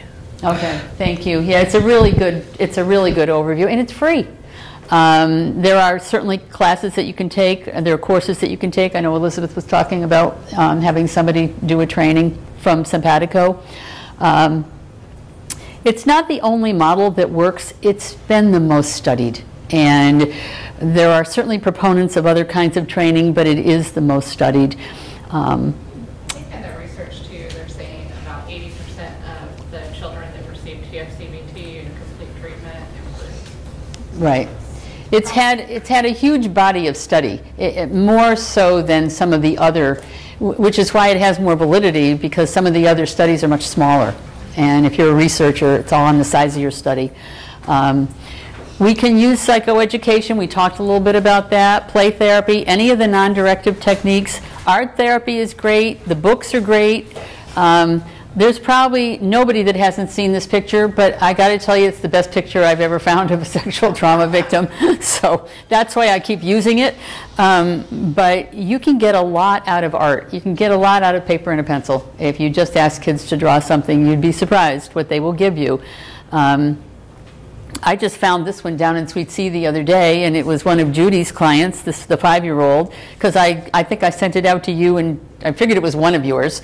And we looked her up, and sure enough, she was a sexual trauma victim. But if you looked at that picture, that was a self-portrait. What might be diagnostic for you there? I mean, for one thing, this is clearly a 5-year-old, isn't it? Because 5-year-olds still draw the big head because they're still pretty self-absorbed. But is there anything else that might jump out at you as either aggressive or the teeth? Yeah. The teeth, she's got pretty stylized little eyes there. She's kind of blacked out her body. Apparently, from talking to Judy about her, she said she was a pretty aggressive little 5-year-old. but she had had some sexual trauma. And this is, if I would predict this little 5-year-old, I'd say she's going to survive because she's a tough little cookie. This kid on the other side was one of our clients, and I think I've shown this in other trainings. This was an Orlando kid, and we did not have her for sexual trauma. She was 4, and she was referred in for behaviors. She was misbehaving in the foster home. So the therapist went out. Now, this kid did not draw that. The therapist drew the outline and just said, her name was Olivia. Olivia, just tell me where you feel the anger. So Olivia drew her pigtails, and she drew her angry little mouth, and then she drew all the circles and said, this is where all the anger is in my body. I feel angry or mad, however she said it in her 4-year-old way. And then she drew what's in the middle, which looks like what? You know what that is.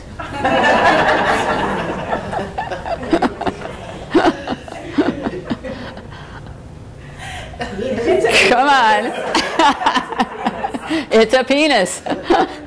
And so the therapist was looking at it, and she said, Olivia, what is that? And she said, well, it's that thing between your legs, and see, that's where the milk comes out. And we didn't have her as a sexual trauma victim. We took this picture and we scanned it to the hotline, and they took the call based on the picture. Unfortunately, Olivia was then moved, because that's how we do things. We don't know what happened, but that's how we knew that that kid had been molested. So you can get a lot out of that. You can use non-directive play therapy with your younger kids, and I know Amy's going to do a little bit of, in a few months we're going to be doing a training. She's going to look much better when she does that training than she does right now. We're sending her home as soon as this is over. But you can do a lot with non-directive. I know we've done sand tray, and I'll tell you, that we couldn't get this kid out of the picture. He just got in the picture, so we had to block him out. But this was the little boy that said that happened to me too, and that hid all the poop in the drawers. And he really regressed after that. But for those of you who know anything about sand tray, what do you think about that sand tray? What's in the middle? Can you tell what's in the middle of that sand tray? I don't have my laser pointer, but There's a little baby in the middle. He's surrounded by the dragons and the lions and the dinosaurs and Amy. all that good stuff. Oh, Sorry, there's the baby, and there's dragons and dinosaurs and lions, and they're all surrounding him. It's not looking too good. No, and what the therapist said to him is, can you tell me what's happening here? And he said, what he said was, no one is protecting the baby. And no one was protecting the baby. And he subsequently, I left there in October, so I know he built a lot of other sand trays around that. And the therapist would bring the pictures in, and we would sit, and she kept saying, but what do I do now? I said, just let him keep doing it. Just let him do it. But where they are right now, I don't know. Sorry, and if you also notice, there's 2 adults that I see, and they're both being eaten by dinosaurs and carried in their mouths. There's a man right here and a woman right there. Right. Do you see that? There's the man that's right there. Yeah. Yeah. And the woman's up there. It's in the shark's mouth. So there's 2 adults there that are unable to do anything. So. And I have to tell you that this is a kid who, I think he had been there for a year at this point, had never, after he disclosed that and it wasn't substantiated, he never told her anything after that. And she kept saying to me, I don't know what to do, and I just kept saying, and Teresa said it, just keep doing it and see if he can work through some of it. But sand tray is a very powerful tool. We'll talk about sand trays by Amy in a minute. There's other approaches. You certainly can use motivational interviewing with your older kids. We obviously don't have much access to equine therapy, but equine therapy has been known to work very well with trauma kids. EMDR, certainly your generalized talk approaches. I would just say, if it works, use it. If you're getting someplace, use it. Not everybody can do everything. We have, and we're going to talk a little bit when we do a subsequent training about working with younger kids about some of those other models, the CPP, the dyadic play therapy. Those are really relationship-based models. These models are really based on resolving trauma. We have non-traditional techniques that we use, and there was a time, and this is why I say this is a continuum. There was a time I never would have said, let's use yoga. But yoga is great for kids that are not quite ready to talk yet. Yoga is a mind-body experience. It helps kids calm down. It helps deactivate that sympathetic nervous system and those trauma responses. Massage, exercise, all of those things, which is why if any of you have worked with a human trafficking victim, they're not going to talk to you. But they might jog with you, they might draw with you, they might do yoga with you, but they're not going to do anything else because they're not ready. And sometimes that has to come first. So the bottom line is that those of you who remember what Eric Gentry said when we did that training, well, for one thing, he said that 40% of all kids get better with no treatment at all. So what does that say for us? But all successful treatment starts with a caring relationship and positive expectancy. And what does that mean? It means you have to go into it saying, I'm going to try to help you because I care about you. And that's what you have to start with. And it doesn't vastly matter beyond that. A good treatment model helps, but you caring about them and the belief that they think that they're going to get better has a lot to do with, and that's why having a supportive caregiver is really critical. I have your certificates here. DC 0 to 5, folks, we're on to the new one now, and it's a lot more expensive than the other one. So we're going to be looking at that, but if you're working with young kids, you really need to get it. I think it's on Amazon. How much was it? Yeah, the other one was like $35, but it's twice as big as that one. So we're going to be looking at that. And I think that's it. You guys have done a great job. Make sure you've signed for your CEUs. Okay, and the certificates are here. Please fill out the evaluation. And you don't have to put your name on the test, but I do want you to take the test so that I can see how much you absorbed and how much you didn't absorb. And from that, I might change the test.